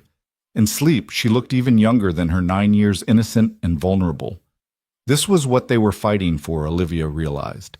Not abstract concepts of national security or technological superiority, but this one child's right to sleep safely, to grow up in a world where weapons could be neutralized before they could destroy. Her own room was simple but comfortable, with a view of the mountains that would probably never get old. As she prepared for bed, her phone, the secure one Margaret had provided, buzzed with an encrypted message. It was from Douglas Porter, one of the 2 board members Daniel had identified as trustworthy. Grant Tech board in chaos. Blackwood arrested by FBI this morning. Richardson turned state's evidence. Walsh disappeared. Company stock down 30% but stabilizing under emergency leadership. Your vision for Aurora lives on through the legitimate projects. Stay safe. The work continues. So the corporate world she'd left behind was adapting, surviving, even potentially thriving without her. It should have stung, but instead she felt only relief. That world with its hostile takeovers and boardroom betrayals felt like a prison now. This cabin, for all its isolation and danger, felt like freedom. Another message came through, this one from Margaret downstairs. Picking up chatter about Prometheus, major restructuring happening, Victor Crane's location unknown, several European defense contractors sniffing around the remains. We need to accelerate Aurora timeline. Olivia typed back, understood. We begin tomorrow. She lay in bed listening to the unfamiliar sounds of wilderness wind through pines, the distant howl of something that might have been a wolf, the creak of logs settling. Somewhere in the house, Daniel was keeping watch, protecting them all, as he'd done since the moment he'd whispered, "Don't run," on that marble floor. Sleep came slowly, her mind racing with calculations and possibilities. Aurora was more than just code and hardware. It was a paradigm shift in how humanity approached conflict. Instead of ever bigger weapons, ever more destructive capabilities, it offered the possibility of negation, of rendering violence obsolete through technology. But Emma's innocent question echoed, what if bad people got the remote? The answer, she was beginning to understand, lay not in keeping Aurora secret, but in making it universal. If everyone had the capability to neutralize weapons, then no one could dominate through force alone. It would require cooperation, negotiation, actual diplomacy, instead of the threat of violence. She must have dozed off, because suddenly she was awake, heart pounding, unsure what had woken her. Then she heard footsteps in the hall, careful, but not quite silent enough. Her hand found the Glock on the nightstand, muscle memory from Daniel's training taking over. She slipped out of bed, moved to the door, listened. Olivia. Daniel's voice soft and concerned. You okay? The sensors picked up elevated heart rate from your room. She opened the door, found him standing there looking worried. The sensors can detect that. Margaret's additions, she's thorough. He looked past her, scanning the room automatically. Bad dreams. Something like that, just processing everything I think. It takes time. The adrenaline from what we went through, it doesn't just disappear. Your body remembers danger even when your mind knows you're safe. Speaking from experience. Too much experience. He hesitated, then added, sometimes it helps to talk about it, or just not be alone. There was invitation in his voice, carefully offered, easily declined. Olivia considered for a moment, then stepped back from the doorway. Want some coffee? I don't think I'm getting back to sleep anyway. They went downstairs together, moving quietly to avoid waking Emma or Margaret. Olivia made coffee while Daniel maintained his watch, checking the security monitors with practiced efficiency. All quiet, he reported, just the elk herd moving through the lower meadow. They sat on the couch, maintaining careful distance but feeling the pull between them like gravity. The fire had died to embers, casting the room in soft red light. Tell me about the real Daniel Ross, Olivia said. Not the soldier, not the ghost, but the man Emma calls Daddy. He was quiet for so long she thought he wouldn't answer. Then, I don't know if that person exists anymore. I've been playing roles for so long, soldier, contractor, dead man, janitor. I'm not sure what's underneath. I saw him in that parking garage, when you held Emma, when you looked at her. That wasn't a role. No, he agreed. That was the only real thing left. Being her father, everything else. He shrugged. Maybe that's enough. Maybe we build from there. He turned to look at her fully. We're in this together now, for better or worse. Aurora keeping Emma safe, staying hidden. None of it works unless we trust each other completely. I trust you, he said simply. You stood with us against Victor when you could have run. You gave up everything to protect a child you'd never met. How could I not trust that? But trust and other things are different. You deserve better than a damaged soldier with more enemies than friends. I'm a corporate refugee with my own set of enemies and a technology that could either save or doom the world. I don't think better is really on the table. That drew a small smile from him. When you put it like that... Besides, she continued, Emma already asked if I was going to be her new mom. Kids see things clearly sometimes. She said that to you too. She asked me the same thing yesterday. What did you tell her? That it was complicated. Is it though? Olivia set down her coffee, turned to face him fully. We're already living together, raising her together, working together to save the world.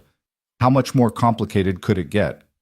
Olivia, I'm not asking for declarations or promises, she interrupted. I'm just saying, maybe we stop fighting this so hard. See what happens naturally. He reached out, touched her face gently, his thumb tracing her cheekbone. You know I'm not good at natural. Everything in my life has been tactical, planned, strategic. Then consider this a new mission parameter, Operation Normal Life. Normal, he repeated, almost tasting the word. With you developing world-changing defense technology in the basement while I teach our daughter Emma how to track elk and spot surveillance drones. Our daughter... Olivia caught the slip. Daniel's hand dropped. I didn't mean... I liked it. She caught his hand, held it. Our daughter. Our family. Our completely abnormal, normal life. This time when they moved together, there was no explosion to interrupt them, no crisis to manage. Just two people finding each other in the wilderness, building something new from the ashes of their old lives. The kiss was gentle at first, tentative, as if they were both afraid the other might disappear. Then Daniel's arms went around her, pulling her closer, and Olivia felt something inside her that had been frozen since her divorce finally began to thaw. When they separated, both breathing hard, Daniel's eyes were dark with emotion. This changes everything. Everything's already changed, we're just catching up. A sound from upstairs made them both freeze, footsteps, small ones, padding toward the stairs. Daddy, Emma's voice sleepy and uncertain. Daniel was up instantly, moving toward the stairs. I'm here, sweetheart. Just checking the house. Go back to bed. Can't sleep. The house sounds different. She appeared at the top of the stairs, hair mussed, dragging her stuffed bear. Her eyes found Olivia on the couch and brightened slightly. Olivia's up too. Can we have hot chocolate? Daniel glanced at Olivia, who nodded. Sure, baby. Come on down. Emma patted down, climbed onto the couch between them, with the natural assumption that she belonged there. Are you guys having a meeting about the bad people? No meetings tonight, Olivia assured her. Just couldn't sleep. Me neither. I keep thinking about home. Not home, but Aunt Sarah's house. Do you think she misses me? I'm sure she does, Daniel said, pulling his daughter close. But she knows you're safe. That's what matters most. Can I call her sometime? Daniel and Olivia exchanged glances over her head. Contact with the outside world was dangerous, but complete isolation was cruel for a child. We'll set up a secure line, Margaret's voice came from the kitchen doorway. None of them had heard her approach. Video calls encrypted and routed through enough proxies to make the NSA dizzy. Give me 2 days. You're supposed to be sleeping, Daniel said. Hard to sleep when the whole emotional temperature of the house shifts, Margaret said dryly, starting the hot chocolate. The walls aren't that thick. Olivia felt herself blushing, but Emma just snuggled deeper between them, oblivious to the adult undercurrents. Is this our family now? Emma asked. The 4 of us. Yes, Daniel said without hesitation this time. This is our family. Good, Emma said decisively. I like our family. They sat together in the ember light, drinking hot chocolate and watching the fire die to ashes, a strange little family forged by circumstance and choice in equal measure. Outside the Montana wilderness stretched endless and dark, full of unknown threats and possibilities. But inside in this moment, they were safe, they were together, and they were beginning to believe that might be enough. Margaret eventually herded Emma back to bed, giving Daniel and Olivia a knowing look before disappearing upstairs herself. They were alone again, but the moment had shifted from romantic possibility to something deeper, a recognition of what they were building together. We should establish protocols, Daniel said, falling back on military terminology. For security, for Emma's education, for your work on Aurora. Tomorrow, Olivia said. Tonight, let's just be. They spent the rest of Daniel's watch together, not talking much, just existing in the same space with this new understanding between them. When 4 a.m. came and Margaret appeared to take over, they walked upstairs together, pausing at the hallway between their rooms. Good night, Olivia, Daniel said softly. Good night, Daniel. They went to their separate rooms, but everything had changed. The trajectory of their lives, already radically altered, had shifted again. They were no longer just allies in hiding, they were becoming something more, something that might actually resemble the family Emma had already decided they were. As Olivia finally drifted off to sleep, she thought about the quantum entanglement principles at the heart of Aurora. Two particles once connected remained linked regardless of distance or obstacle. Perhaps that's what was happening here, lives that had become entangled at a fundamental level, unable to be separated without destroying the whole. The next morning brought the arrival of her laboratory equipment delivered by drivers who asked no questions and forgot the address the moment they left. Olivia threw herself into the work, setting up clean rooms and testing environments, while Emma watched with fascination and Daniel helped with the heavy lifting. "What does this do?" Emma asked, pointing to a quantum processor that had cost more than most people's houses. "It helps computers think in multiple dimensions at once," Olivia explained, enjoying the child's curiosity. "Like imagining different stories at the same time." Exactly like that.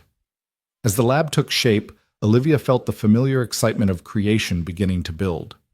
Aurora had been theoretical before constrained by corporate bureaucracy and board oversight. Here, in this cabin in the wilderness, with her unusual family as her only review committee, she could push boundaries she'd never dared approach before. Daniel worked beside her, learning the technology with the same focused intensity he'd once applied to weapons systems. Margaret coordinated with her network, gathering intelligence on who was searching for them and how close they might be getting. Emma divided her time between watching Olivia work and exploring the property with her father, learning woodcraft and wildlife observation with equal enthusiasm. By evening, the lab was operational enough for Olivia to begin the real work. She stood in her new domain, surrounded by bleeding-edge technology, hidden in a cabin that looked like it belonged to the last century, and felt a surge of possibility. "Ready to change the world?" Daniel asked from the doorway. "Ready to try," she replied. He crossed to her, pulled her into his arms with a confidence that hadn't been there the night before. "We're going to do this, all of it. Aurora keeping Emma safe, building something real here." "You sound certain." "I am. For the first time in years, I'm certain." He kissed her deeper this time, with promise rather than question. When they separated, Olivia was breathless. "If you keep doing that, I'm not going to get any work done. Then I'll exercise restraint during working hours. And after working hours." His smile was answer enough.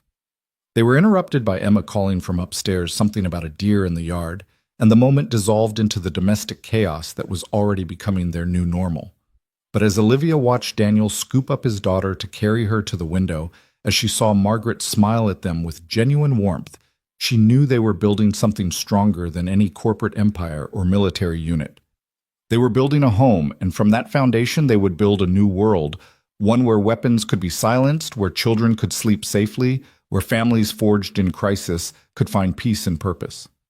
The work would be hard. The danger was far from over. Victor Crane was still out there, along with the shadowy forces behind him. The technology she was developing could still be perverted into a tool of oppression rather than liberation. But tonight, in this cabin in Montana, with her quantum processors humming in the basement and her chosen family gathered around the dinner table, Olivia allowed herself to believe they would succeed. They had to. The alternative, a world where violence remained the ultimate authority, was no longer acceptable. As Emma regaled them with stories of the deer she'd seen, as Daniel's hand found hers under the table, as Margaret plotted their next moves with strategic brilliance, Olivia felt the pieces of her new life clicking into place with the same elegant precision as Aurora's code. The first sign of trouble came 3 weeks later, on a morning when frost painted the meadow silver, and Emma was practicing her tracking skills with Daniel in the woods behind the cabin. Olivia was deep in her work, running her 14th simulation of Aurora's defensive matrix, when Margaret's voice cut through her concentration with an urgency that made her blood run cold. "We have a problem. Multiple vehicles approaching from the south. They'll be here in 15 minutes. Olivia's hands froze over the keyboard. The simulation continued running on the screen, quantum calculations she'd spent weeks perfecting, but suddenly none of it mattered. "How many?" 3 SUVs, tactical formation. They know exactly where they're going. Margaret was already at her command station, fingers flying across multiple keyboards. "Daniel needs to get Emma back here now." Olivia grabbed the encrypted radio they used for emergencies. Daniel code red. Bring her home.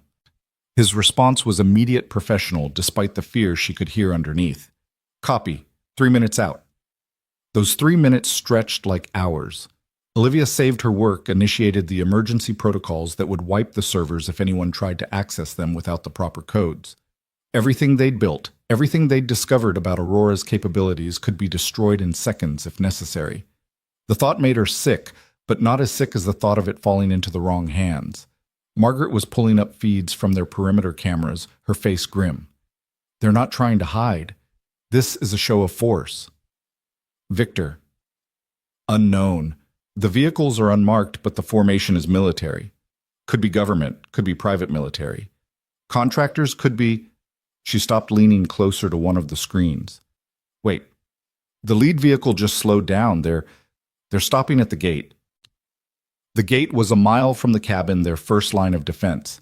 Anyone stopping there was either being cautious or sending a message. Daniel burst through the door with Emma in his arms. The child was pale but quiet, understanding from her father's body language that this was serious. He set her down gently, his hand going immediately to the weapon at his hip. Emma, sweetheart, remember what we practiced, he said softly. She nodded, her young face set with determination. Safe room in the basement. Don't come out until you or Olivia or Aunt Margaret says the special password. That's my brave girl. Go now. Emma hugged him quickly, then Olivia, then ran for the basement stairs. The safe room down there was reinforced concrete with its own air supply and enough provisions for a week. It was also where Olivia had hidden the physical backups of Aurora's code encrypted on drives that would self-destruct if tampered with. They're sending someone on foot, Margaret reported. Single individual hands visible. This isn't an assault, it's a negotiation. Daniel moved to the window, using binoculars to study the approaching figure. His body went rigid. That's impossible. Who is it? Olivia demanded. Marcus Washington, my former unit commander. He's supposed to be dead. The man approaching their cabin was tall, built like a linebacker, despite being in his 50s with silver-streaked hair and a face that had seen too many battlefields. He stopped 50 yards from the house, hands raised, and called out in a voice that carried clearly through the morning air. Shepard, I know you're in there. We need to talk. I'm alone unarmed, and I've got information you need to hear. Daniel looked at Olivia and Margaret, conflict clear in his eyes. It could be a trap. Or it could be exactly what he says, Margaret countered. The fact that he used your call sign, that he's approaching openly. He was the best commander I ever served under, Daniel said quietly. If anyone could have survived what happened in Afghanistan, it would be him. But if he's here, if he found us, then others can too, Olivia finished. We need to know what he knows. Daniel checked his weapon, then moved toward the door. Cover me. If this goes bad. It won't, Olivia said with more confidence than she felt. Be careful. Daniel stepped onto the porch. His weapon lowered but ready. Marcus, you're looking pretty good for a dead man. Washington's laugh was dry as desert sand. Could say the same about you, Shepard. Can we talk like civilized people, or are you going to make me stand out here like a door-to-door salesman? That depends. You working for anyone I should know about? I'm working for the same people I've always worked for, the ones trying to keep this country from tearing itself apart. Right now, that means making sure you and Dr. Grant stay alive long enough to finish what you're building. Daniel tensed. How do you... Because I've been running interference for you for 3 weeks, Washington interrupted. You think Victor Crane just gave up? Think his backers just walked away? I've got 2 teams in New York and 1 in D.C., making sure every lead that points to Montana gets mysteriously misdirected. Why? Because Aurora is bigger than any of us, and because some of us still believe in doing the right thing. Washington lowered his hand slowly. Can I come in? We've got maybe an hour before my absence gets noticed, and there's a lot you need to know. Daniel looked back at Olivia, who nodded. This was a risk, but they needed allies, and if Washington was telling the truth... Come in, Daniel said. Slowly. And Marcus? If this is a betrayal, then you'll kill me before I take 3 steps. I trained you. Remember, I know exactly what you're capable of.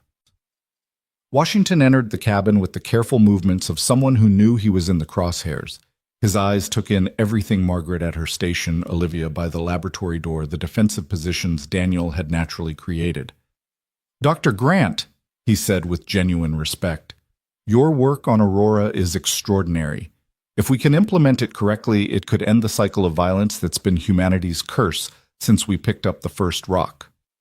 "You've seen my work." Olivia tried to keep the alarm out of her voice. "Not directly, but the energy signatures from your quantum processors are distinctive if you know what to look for. Don't worry, I've been feeding false data to anyone else who might notice." "Start talking," Daniel commanded. "Everything. From the beginning." Washington settled into a chair, his movements careful and deliberate. "The mission in Afghanistan wasn't just compromised, it was a setup from the start. Someone wanted our unit eliminated because we were getting too close to the truth about Prometheus Industries' weapons smuggling operation. They were selling American military tech to anyone with deep enough pockets using Victor Crane's network to launder the money." "We figured that much," Daniel said. "What we don't know is who's really behind it." "A group that calls itself the Prometheus Syndicate. Crane was middle management, just like he said. The real power players are a coalition of defense contractors, intelligence officials from multiple countries, and banking executives who've decided that governments are obsolete. They want to create a corporate shadow state, one that operates above national laws." "And Aurora threatens that," Olivia said. "Aurora destroys that. If defensive technology makes offensive weapons obsolete, their entire power structure collapses. They can't rule through force if force can be neutralized." "So why help us?" Daniel's weapon was still in his hand, though lowered. "What's your angle?" Washington's expression hardened. "Because I've got a daughter too. She's 15, wants to join the Marines like her old man. I've spent my whole life fighting wars, and I don't want her to inherit a world where the only law is who has the biggest gun." "How did you survive Afghanistan?" Daniel asked. "Same way you did. I saw the betrayal coming and got out. Been underground ever since, working with a group of former military and intelligence personnel who figured out what the syndicate is planning. We call ourselves the Lighthouse Project. Our goal is to illuminate the darkness, expose the corruption, and support people like you who are building alternatives to their violence-based world order." Margaret had been typing throughout the conversation, cross-referencing everything Washington was saying. "The Lighthouse Project. I've heard whispers, but nothing concrete." "That's by design. We operate in cells, no one knows everyone involved. But I can tell you we have people in positions throughout the government and military who are ready to move when the time is right." "When will that be?" Olivia asked. "When Aurora is ready. When you can demonstrate that defensive technology can truly neutralize offensive weapons, we'll have the leverage to expose the syndicate and offer the world a better option."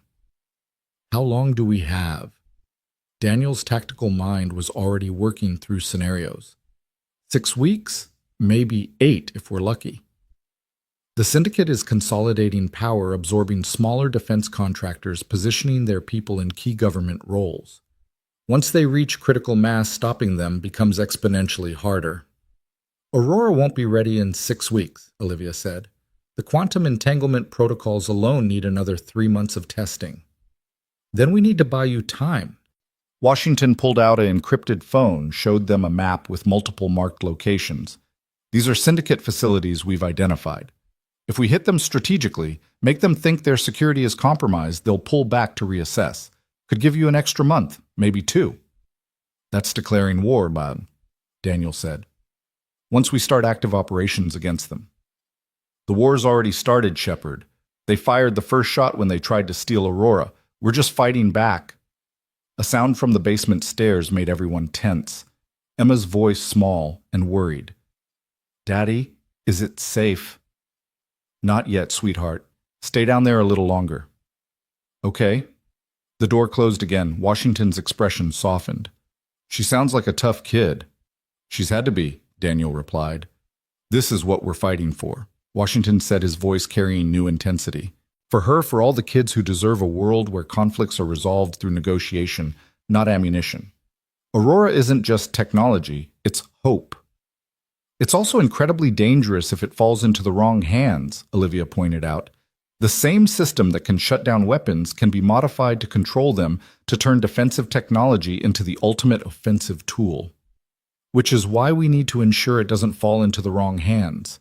The Lighthouse Project has been developing a distribution strategy, simultaneous release to every nation's defense department, every peace organization, every university with a physics program.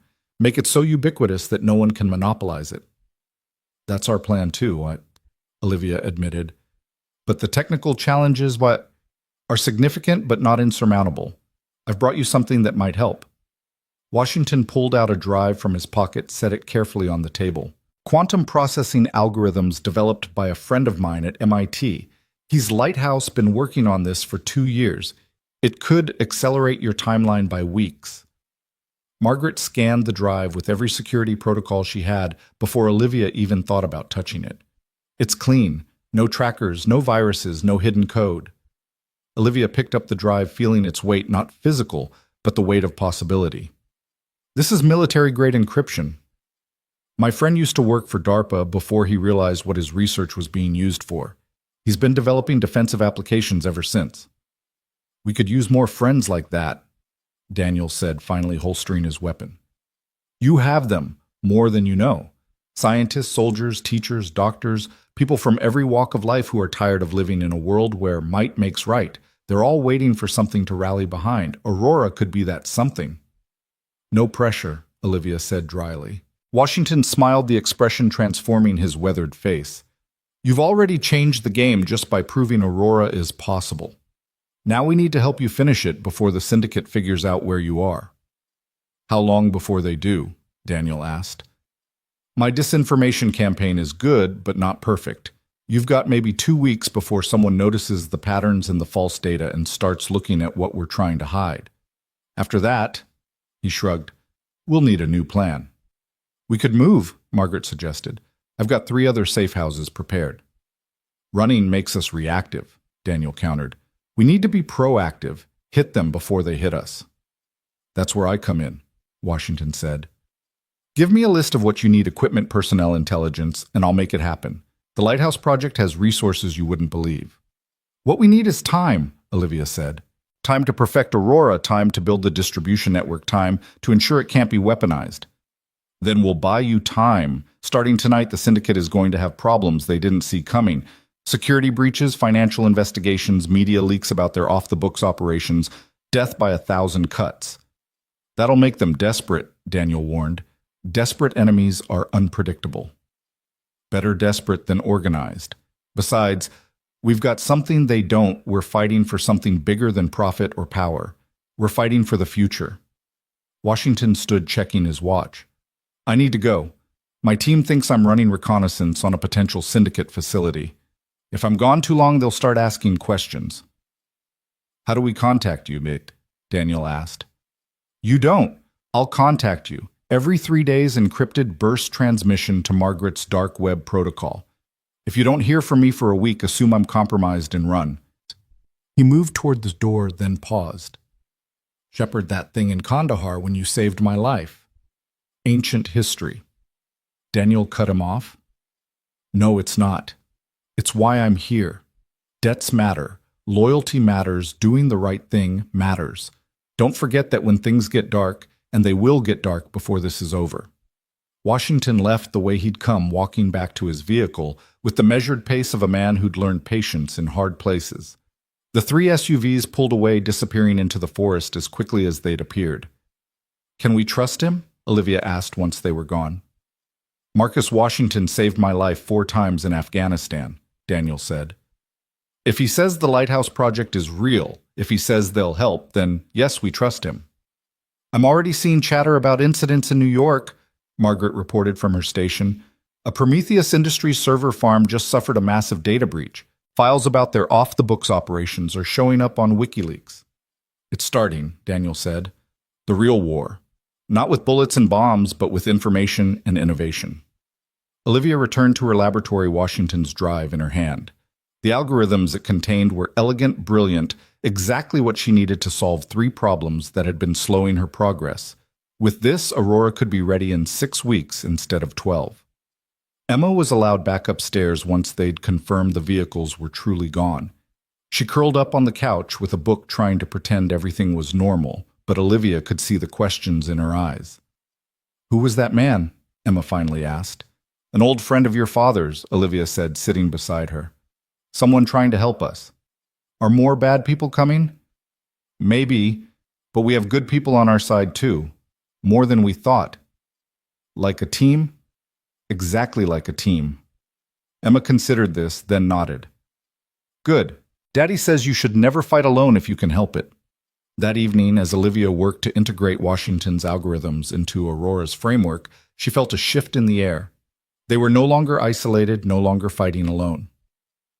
The Lighthouse Project. Whoever they all were had given them something precious hope that they might actually succeed. Daniel found her in the lab at midnight, bringing coffee and companionship. "How's it going?" "These algorithms are incredible. They solve the synchronization problem I've been struggling with for weeks. If I can implement them correctly, Aurora's response time drops from seconds to nanoseconds. Fast enough to stop a missile after it's launched. Fast enough to stop the launch sequence before it completes. The weapon would never even fire." That's... Daniel set down his coffee, understanding the implications. "That's game-changing. No first strike advantage, no surprise attacks. Every conflict would have to begin with negotiation because violence would be impossible." "In theory. We still need to test it, ensure there are no exploitable vulnerabilities, build in fail-safes so it can't be turned into an offensive weapon. But it's possible." "Yes. For the first time, I really believe it's possible." Daniel pulled her into his arms, holding her tight. "You're going to change the world, Olivia Grant. We're going to change it, together." They stood there in the laboratory surrounded by quantum processors and encryption terminals, holding each other while the weight of what they were attempting pressed down on them. Outside, the Montana wilderness stretched silent and dark, keeping their secrets for now. But soon, very soon, what they were building in this hidden cabin would emerge to challenge every power structure built on the threat of violence. Margaret's voice crackled over the intercom. "You need to see this. The Lighthouse Project just hit 3 more syndicate facilities. Financial records, communication logs, even video surveillance of illegal weapons deals. It's all going public." They rushed upstairs to find Margaret's screens filled with news feeds, social media explosions, and encrypted messages from sources around the world. The syndicate's secret war was being dragged into the light, and the response was immediate and overwhelming. "Stock markets are reacting," Margaret reported. "Every company connected to the syndicate is in freefall. Government investigations are being announced in 6 countries. This is coordinated on a scale I've never seen." Washington wasn't exaggerating, Daniel said. "The Lighthouse Project has serious reach." "Which means the syndicate will respond with serious force," Olivia pointed out. "We just became their primary target." "Let them come," Daniel said, his soldiers' confidence evident. "We have allies now, resources, intelligence. This cabin isn't just a hiding place anymore, it's a fortress." "A fortress protecting the future," Margaret added. As if sensing the momentous shift, Emma appeared in the doorway, rubbing sleepy eyes. "Is everything okay?" "Everything's fine, sweetheart," Daniel said, scooping her up. "Just grown-up stuff." "Important grown-up stuff." "Very important." Emma looked at each of them in turn, then smiled. "Good. Important stuff means we're doing something that matters." Out of the mouths of babes, Olivia thought again. Everything they were doing, the danger, the sacrifice, the isolation, it all mattered, because it would create a world where Emma and millions of children like her could grow up without the shadow of violence hanging over them. "Back to bed, little one," Daniel said. "Tomorrow's a school day." They'd been homeschooling Emma, with Olivia teaching science and mathematics while Daniel handled history and physical education. Margaret had surprisingly turned out to be excellent at languages, teaching Emma Spanish and Mandarin alongside her English lessons. Once Emma was settled, the 3 adults reconvened in the living room. The fire had burned low, casting long shadows that seemed appropriate for the conversation they needed to have. "If Washington's timeline is right, we have 6 weeks to perfect Aurora and prepare for deployment," Olivia said. "That means no more distractions, no more delays. Everything else becomes secondary." "Agreed," Margaret said. "I'll coordinate with the Lighthouse Project, keep the syndicate off balance while you work." "And I'll handle security," Daniel said. This place becomes a hard target. Anyone comes for us, they'll wish they hadn't. What about Emma? Olivia asked. If things get dangerous. We have contingencies, Daniel said. Washington gave me contact information for a family in Canada completely off the grid. If we need to, we can get Emma there in 4 hours. She won't want to leave us. She won't have a choice. Her safety comes first always. They spent the rest of the night planning, preparing, transforming their quiet cabin into what it needed to become the birthplace of a new era. Aurora wasn't just technology anymore. It was a symbol of humanity's potential to choose peace over war, cooperation over domination. As dawn broke over the mountains, painting the sky in shades of gold and crimson, Olivia stood on the porch with Daniel's arm around her, watching the world wake up. Somewhere out there, the syndicate was marshaling its forces, preparing to strike. But here in this moment, she felt ready for whatever came next. No regrets? Daniel asked softly. None. How could I regret the path that led me to you, to this? They stood together as the sun climbed higher, knowing that each dawn brought them closer to the confrontation that would determine humanity's future. But they were no longer alone, no longer helpless. They had allies. They had Aurora, and most importantly, they had each other. The war for tomorrow had begun, and they intended to win it, not with weapons, but with the one thing more powerful than any arsenal, the hope of a world where conflict could be resolved without bloodshed, where children could sleep safely, where love could triumph over fear. Margaret's voice interrupted their moment. Incoming encrypted message from Washington. He sent us the locations of 6 more Lighthouse Project cells. We're not alone anymore, not by a long shot. Olivia smiled, feeling the pieces of a vast puzzle clicking into place. The janitor who'd whispered, "Don't run," had become her partner, her love, her co-conspirator in reshaping the world.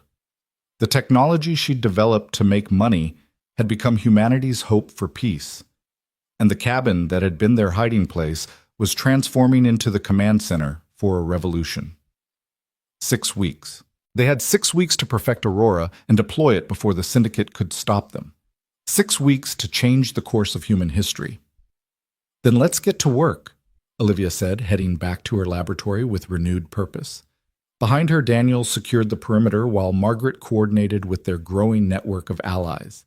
And upstairs, Emma slept peacefully, unaware that she was the inspiration for everything they were fighting to achieve a world where no child would ever again be used as leverage, where no parent would have to choose between their principles and their family's safety. The countdown had begun. 6 weeks to save the world or die trying. But as Olivia initiated the next phase of Aurora's development, she felt no fear, only determination. They'd come too far to fail now. The janitor and the CEO, the soldier and the scientist, the makeshift family in a Montana cabin, they were going to succeed because the alternative was unthinkable. The future was coming, ready or not, and they intended to be the ones who shaped it. The attack came on week 4, just as the morning mist was lifting from the valley. Olivia was in the laboratory running final calibrations on Aurora's defensive matrix when every alarm in the cabin screamed to life simultaneously. The quantum processors she'd been monitoring flickered as Margaret's emergency protocols kicked in, automatically backing up everything to secure servers scattered across the globe. Multiple hostiles approaching from 3 directions. Margaret's voice was steady despite the chaos. 20-plus operators, military-grade equipment. This isn't a probe. This is a full assault. Daniel was already moving his transformation from father to warrior, instantaneous. He pulled Emma from her breakfast, carrying her toward the basement safe room even as she protested. "Daddy, what's happening?" "Remember what we practiced, sweetheart. This is real now." "Are they coming for Aurora?" The child's perception was uncanny. "Yes, but they won't get it. Or you. I promise." Olivia's hands flew over her keyboard, initiating Aurora's first real-world test. If the system worked as designed, every weapon within a mile radius would become useless metal. But the field test protocols weren't complete. The power requirements were enormous, and one miscalculation could fry every electronic system in the cabin, including their defenses. "How long until they're in range?" she called out. 3 minutes, Daniel replied, sealing Emma in the safe room with a kiss to her forehead. "Maybe less if they're running hot." Aurora needs 5 minutes to charge. Then we buy you 5 minutes. Daniel grabbed his rifle, the one he'd cleaned every night since they'd arrived, and headed for his predetermined defensive position. Margaret, what's our backup status? Washington's people are 40 minutes out. Local law enforcement has been redirected. Someone's jamming their communications. The syndicate learned from last time, Daniel said grimly. They're not playing games anymore. Through the windows, Olivia could see them now, figures in black tactical gear moving through the trees with professional precision. These weren't the hired thugs who'd attacked the bank. These were elite operators, probably former special forces, the kind of people Daniel used to command. Olivia, can you accelerate Aurora's charging sequence? Margaret asked, while simultaneously coordinating their cyber defenses. Not without risking a cascade failure. The quantum entanglement needs to stabilize, or... She stopped mid-sentence as an idea struck her. Washington's algorithms included a compression protocol she hadn't fully explored. If she could implement it in real time... Actually, maybe I can. Give me 90 seconds. Gunfire erupted outside the sharp crack of Daniel's rifle, answered by a storm of automatic weapons. The cabin's reinforced walls held, but Olivia could hear bullets impacting like deadly hail. Daniel had positioned himself perfectly, using the cabin's architecture to create fatal funnels that forced the attackers into his kill zones. They're trying to flank... Margaret reported, her fingers never stopping their dance across multiple keyboards. I'm activating the perimeter defenses. The hidden automated systems they'd installed came online, motion-triggered flashbang smoke dispensers and frequency generators that produced disorienting ultrasonic pulses. Not lethal, but enough to slow professional operators and buy precious seconds. Aurora at 60%, Olivia announced, sweat beading on her forehead despite the cool mountain air. The compression algorithm was working, but the power draw was exceeding their generator's capacity. Margaret, I need you to reroute power from everything non-essential, including life support to the safe room. Everything except that. The lights went out, computers switching to battery backup.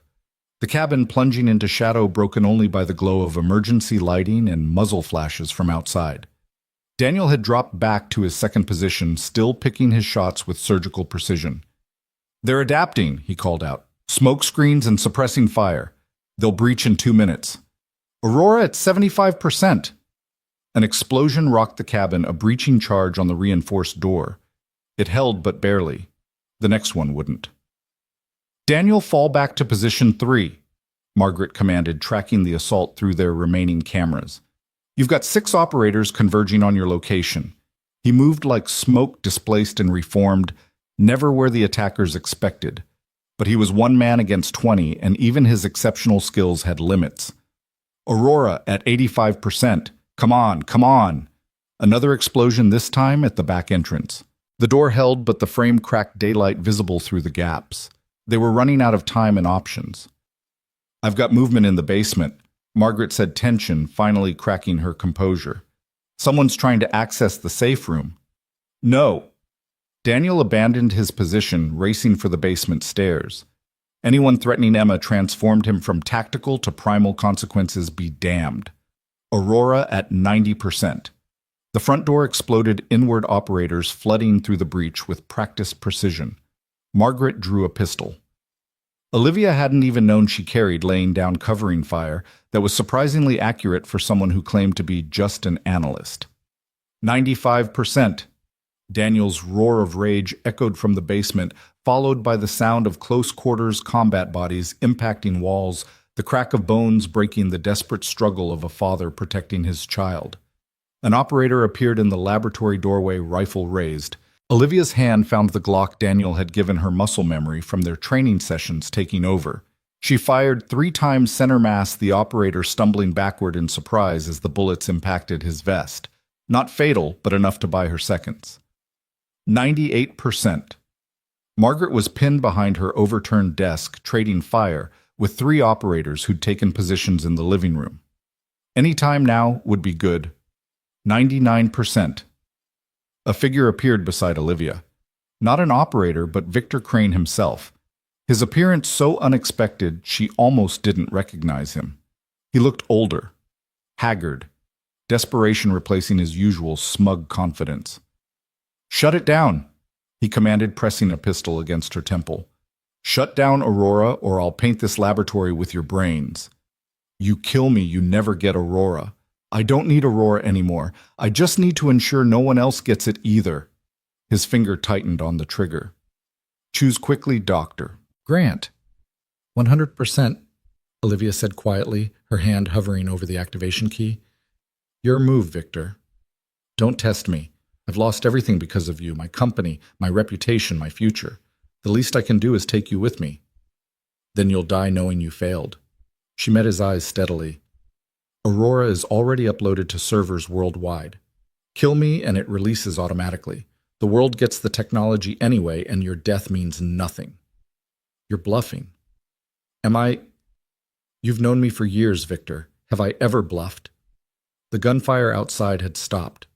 Either Daniel and Margaret were dead or... Drop the weapon, Crane. Daniel's voice cold as winter steel. He stood in the doorway, blood streaming from a cut on his forehead, his rifle centered on Victor's head. You've got 3 seconds. I'll kill her, and I'll kill you. But here's what you don't understand. Aurora is already active. Has been for the last 10 seconds. Victor pulled the trigger. Nothing happened. He pulled again, confusion replacing determination. The gun was mechanically sound, but simply wouldn't fire. None of the weapons in the cabin would. Aurora's quantum field had rendered them all inert. Their firing mechanisms locked at the subatomic level. Daniel crossed the room in 2 strides, his fist connecting with Victor's jaw with the sound of a sledgehammer hitting meat. The older man crumpled unconscious before he hit the floor. Emma, Olivia asked immediately. Safe. Scared, but safe. I got there in time. Daniel pulled her into his arms, holding her tight enough that she could feel him shaking. God, Olivia, when I heard him in here with you. Aurora worked, she said into his shoulder, the magnitude of it just beginning to hit her. It actually worked. Every weapon within a mile is neutralized. Margaret appeared supporting herself on the doorframe. She had a nasty bruise developing on her cheek, but was otherwise intact. The operators are pulling back. They're shouting about weapon malfunctions, complete failure of all firearms. It's causing chaos in their ranks. How long will the effect last? Daniel asked. With the current power output, about 6 hours, but I can modulate it, create pulses, even expand the range if we can get more generators online. Washington's people are 10 minutes out, Margaret reported, checking her equipment. The syndicate operators are retreating, but they'll regroup. They'll figure out what happened and come back with countermeasures. Let them try, Olivia said, newfound confidence surging through her. Aurora worked in combat conditions against military-grade weapons with no significant failures. We just proved it's viable. Daniel zip-tied the unconscious Victor, then went to retrieve Emma from the safe room. She emerged pale, but determined, immediately running to Olivia. Did you stop them? She asked. Did Aurora work? It worked, sweetheart. No one got hurt because the weapons couldn't fire. So it's over. Olivia exchanged glances with Daniel and Margaret. Not over. But we won this battle. Washington's forces arrived as promised, securing the perimeter and rounding up the syndicate operators who'd been abandoned by their leadership when the retreat was called. Many seemed genuinely confused about what had happened, unable to comprehend how 20 military-grade weapons had simultaneously failed. Washington himself entered the cabin, taking in the damage with a professional eye. Aurora. Successful field test. Olivia confirmed. 100% weapon neutralization within the target radius. Jesus Christ, he breathed. You actually did it. You built something that makes violence obsolete. In a limited area for a limited time with massive power requirements, Olivia cautioned. We're far from global deployment. But you proved this concept. That changes everything. Washington noticed Victor, now conscious but secured. Mr. Crane, the Syndicate isn't going to be happy you led this failed assault. The Syndicate is finished, Victor spat. The moment Aurora's existence is confirmed, every government in the world will want it. The power structures we've built will collapse. Good, Washington said simply. They needed to collapse. The question is what we build to replace them. A world where might doesn't make right, Emma said quietly, still clinging to Olivia's hand. Where people have to use words instead of weapons. From your mouth to God's ears, little one, Washington said. He turned to Daniel. We need to move you. This location is burned. The syndicate knows where you are now. Where would we go? Daniel asked. They'll find us eventually wherever we run. Then don't run, Washington said. Come in from the cold. The Lighthouse Project has secured a facility official government backing full resources international protection. You can finish Aurora's development with the world watching. Make it public, make it transparent, make it impossible for the syndicate to stop without exposing themselves completely. That makes us targets for every extremist group on the planet, Margaret pointed out. You're already targets. At least this way you have the full protection of multiple governments and the public spotlight making it harder for anyone to move against you. Olivia looked at her makeshift family, Daniel bloodied but unbroken, Margaret brilliant and brave, Emma too wise for her years but still hopeful. They'd built something beautiful in this cabin, something worth protecting. What do you think? She asked them. I think hiding hasn't worked, Daniel said slowly. Maybe it's time to stand in the light. The technology is ready for broader testing, Margaret added. And with government resources, we could accelerate development significantly. Emma tugged on Olivia's hand. Would we still be together? Always, Olivia promised. No matter what, we stay together. Then I vote yes, the child said firmly. Washington smiled. I'll make the arrangements. We can have you moved within 24 hours. Full diplomatic protection, new identities if you want them, and a facility that makes this cabin look like a shack. What about Victor? Daniel asked. Mr. Crane will be very helpful in explaining the syndicate's structure and operations. Won't you, Victor? Victor laughed bitterly. You think you've won? The syndicate has resources you can't imagine, connections in every government, every military. They'll never let Aurora see widespread deployment. They won't have a choice, Olivia said quietly, because in 12 hours, I'm releasing the basic principles behind Aurora to every major university physics department in the world. Not the full technology, just enough to prove it's possible. Once that information is out there, it can't be contained. Scientists everywhere will start working on their own versions. The arms race becomes a peace race. You can't, Victor breathed. The chaos that would cause the chaos of peace, the disruption of defense replacing offense. Yes, it will be chaotic, but it will also be the beginning of something better. She turned to her computer, began composing the message that would change everything. The equations were elegant in their simplicity, the proof of concept undeniable.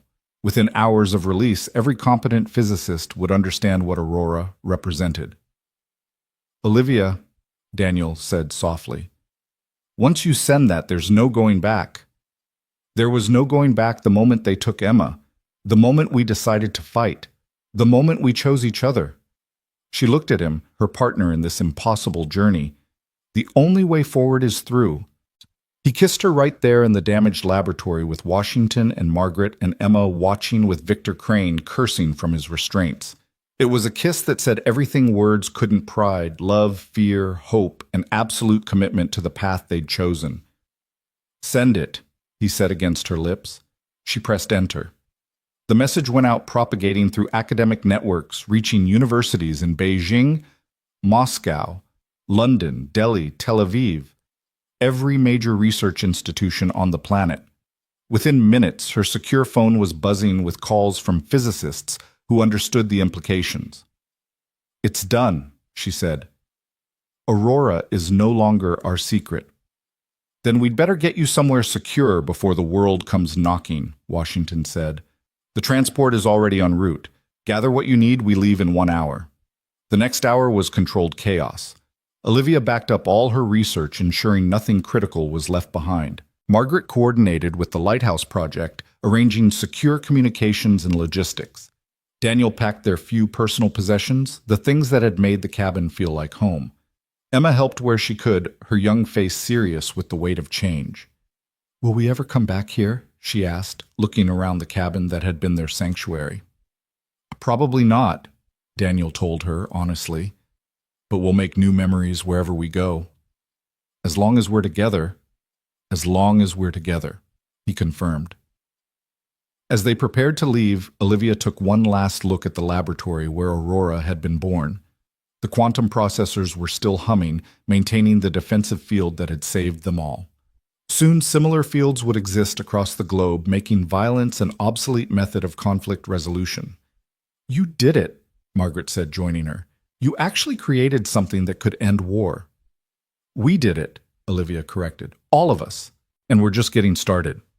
The transport helicopters arrived precisely on schedule, military models with international markings, a joint operation between multiple nations who'd decided Aurora was too important to leave in any single country's hands. As they boarded, Victor Crane was loaded into a separate helicopter, his destination a secure facility where he'd be extensively debriefed about the syndicate's operations. He caught Olivia's eye one last time. "This isn't over," he called out. "The people I work for don't give up. They'll find a way to corrupt your precious Aurora, turn it into everything you fear." "Maybe," Olivia called back, "but they'll have to do it with the whole world watching, and that's a very different game than the one they're used to playing." The helicopter lifted off the cabin, shrinking below them, until it was just another speck in the Montana wilderness. Emma pressed against the window, watching their former home disappear, then turned to curl between Olivia and Daniel. "Where are we going?" she asked. "To a place called the Geneva Initiative," Washington explained from his seat across from them. "It's a new international research facility created specifically for projects like Aurora. You'll have everything you need to complete the technology, and more importantly, you'll have the protection and support of the international community." "Geneva," Emma said thoughtfully. "That's in Switzerland, right? Do they have mountains there too?" "Beautiful mountains," Margaret assured her, "and excellent schools where you can learn with other children your age. But I'll still live with you, all of you. Wild horses couldn't separate us," Daniel promised, pulling his daughter closer. As the helicopter flew east toward the rising sun, Olivia's phone buzzed with responses to her academic release. Scientists from around the world were confirming her calculations, expressing amazement at Aurora's elegance, already proposing collaborations and improvements.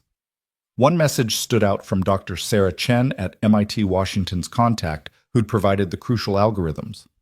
"Congratulations on changing the world. The Lighthouse Project stands ready to assist in any way necessary. The dawn you've created will illuminate more than you know." "Look," Emma said, suddenly pointing out the window. Below them, across the American heartland, lights were coming on as cities woke to a new day. But it wasn't just electricity illuminating the darkness. It was the light of possibility, of hope, of a future where conflicts could be resolved without bloodshed. "It's beautiful," Emma said softly. "It's just the beginning," Olivia replied, taking Daniel's hand in hers while her other arm wrapped around Emma. Margaret was already working on her tablet, coordinating with their new facility, ensuring everything would be ready when they arrived. "The Geneva Initiative has assembled a team of the world's best physicists to work with you," she reported. "They're calling it the most important scientific collaboration in human history." "No pressure," Daniel said dryly. "We've handled pressure before," Olivia reminded him, thinking of that morning in the bank that now seemed like a lifetime ago. Together, he agreed, kissing the top of her head. The sun climbed higher as they flew toward their new future, painting the sky in shades of gold and possibility. Behind them, the cabin stood empty but not abandoned. It had served its purpose as the birthplace of a new era. Ahead lay challenges. Olivia couldn't fully imagine political resistance, technical hurdles, the inevitable attempts to weaponize what she'd created for peace. But she was no longer the isolated CEO making decisions in a boardroom. She had a family now forged in crisis but strengthened by choice. She had allies around the world, brilliant minds ready to help perfect Aurora. And most importantly, she had proof that the technology worked, that a world without violence was possible. Emma had fallen asleep against her shoulder, trusting in the adults around her to keep her safe while she dreamed. Looking at the child's peaceful face, Olivia remembered her innocent suggestion that everyone should have Aurora's remote control, ensuring mutual defense through universal access. It was brilliant in its simplicity, the kind of solution only a child could see clearly. "What are you thinking?" Daniel asked quietly. "About Emma's idea. Universal distribution, not controlled by any government or organization, but available to everyone simultaneously. That's either genius or chaos. Maybe both. But it's better than the alternative, someone monopolizing the technology and becoming the world's de facto ruler. The syndicate won't give up easily, Daniel warned. They've built their entire power structure on the threat of violence. Take that away. And they're just wealthy criminals with no leverage, Margaret finished, which is why they'll fight this to their last breath. Then we'd better make sure we're breathing longer, Daniel said with grim determination. Washington leaned forward from his seat. The Lighthouse Project has been preparing for this moment for years. We have people in positions throughout governments, militaries, and corporations worldwide. When the syndicate makes their move, we'll be ready. It won't just be the syndicate, Olivia pointed out. Every dictator, warlord, and arms dealer on the planet will want us stopped. And every parent who wants their children to grow up safe will want us to succeed, Washington countered. This isn't just about technology, it's about choosing what kind of future we want. The helicopter banked following the sunrise east. In the distance, Olivia could see the lights of Chicago, millions of people starting their day, unaware that everything had changed. Soon the news would break. The existence of Aurora would become public knowledge, and the debate would begin should humanity embrace a technology that could end war but would fundamentally alter the balance of power. There's something else, Washington said, his tone serious. The president wants to meet with you before you leave for Geneva. She's putting the full weight of the United States behind Aurora's development. Playing politics with peace, Daniel muttered.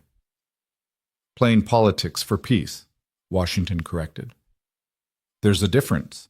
Without governmental support, Aurora remains a laboratory curiosity. With it, it becomes policy law, the new normal. And every government will want their own version, Margaret added, controlled limited serving their interests. Which is why we release it to everyone simultaneously, Olivia said firmly. No favorites, no exclusive access. The technology belongs to humanity, not to any flag or ideology. That's a beautiful principle, Washington said. Putting it into practice will be the challenge of our lifetime.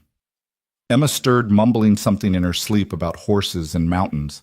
Daniel adjusted her position, making sure she was comfortable, the gesture so tender it made Olivia's heart ache with love for this man who could be deadly one moment and gentle the next. She's why we're doing this, Daniel said quietly. Her and every child like her. So they never have to see what we've seen, never have to lose what we've lost. Sarah would be proud, Washington said gently. Your wife, I mean. She believed in peace through medicine. You're achieving it through technology. We're achieving it through sacrifice, Daniel corrected. Olivia gave up her company, her life's work. Margaret gave up her comfortable board position. Everyone involved in this has sacrificed something. And gained something better, Olivia added. Purpose. Family. Hope. The radio crackled to life. Transport Alpha, this is Geneva Initiative. We're tracking you on approach. Dr. Grant, the facility is fully operational and awaiting your arrival. The world is watching. Copy that, Geneva, the pilot responded. ETA 4 hours. 4 hours until they landed in the spotlight of global attention. 4 hours until the quiet phase of Aurora's development ended and the public phase began. 4 hours to prepare for whatever came next. I should review the technical specifications, Olivia said, reaching for her laptop. You should rest, Daniel countered. You've been running on adrenaline for hours. Aurora is ready. You're ready. Take a moment to breathe. She leaned into him, feeling the solid warmth of his presence. How do you do it? Stay so calm when everything is chaos. Training and knowing what I'm fighting for. He gestured to Emma, to Margaret, to her. This is worth any risk, any sacrifice. Even giving up the shadows, going public. Especially that. I've been hiding for 3 years, Olivia. Maybe it's time to stand in the light, no matter how uncomfortable it might be. Margaret looked up from her tablet. Speaking of standing in the light, you should see this. She turned the screen toward them. News outlets worldwide were already reporting on the academic release, physicists being interviewed about Aurora's implications, governments calling emergency sessions to discuss the technology. Breakthrough technology promises end to war, read one headline. Defense revolution weapons made obsolete. Read another. The shot not heard around the world, was particularly clever. "It's begun," Olivia said softly. "No turning back now." "No turning back," Daniel agreed, his arm tightening around her. As they flew toward their new future, toward Geneva and the international collaboration that would determine humanity's path. Olivia thought about the strange journey that had brought them here. A CEO and a janitor, thrown together by violence, united by purpose, bonded by love. It sounded like a story too strange to be true, yet here they were. Emma woke as they began their descent toward a refueling stop. She looked out the window at the world below, then up at the adults around her. "Are we heroes now?" she asked with the directness only children possess. "No, sweetheart," Daniel said. "We're just people trying to do the right thing." "But isn't that what heroes are? Out of the mouths of babes once again." Olivia kissed the top of Emma's head, breathing in the scent of innocence and hope.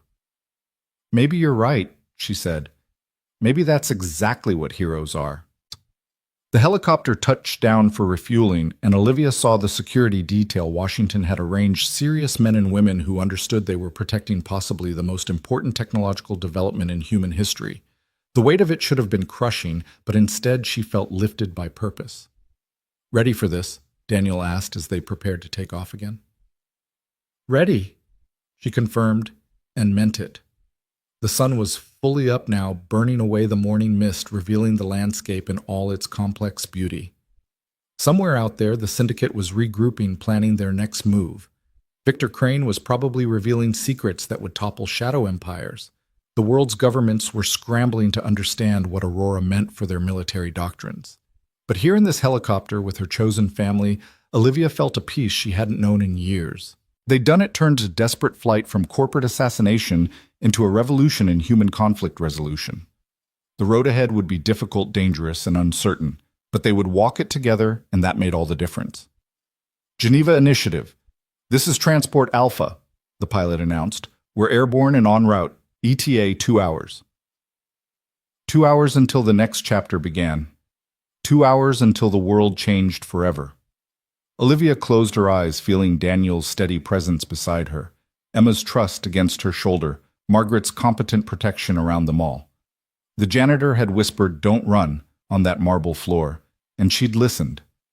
Now they were running toward something instead of away toward a future where those words would never need to be whispered again, where no one would have to cower on cold floors while violence decided their fate.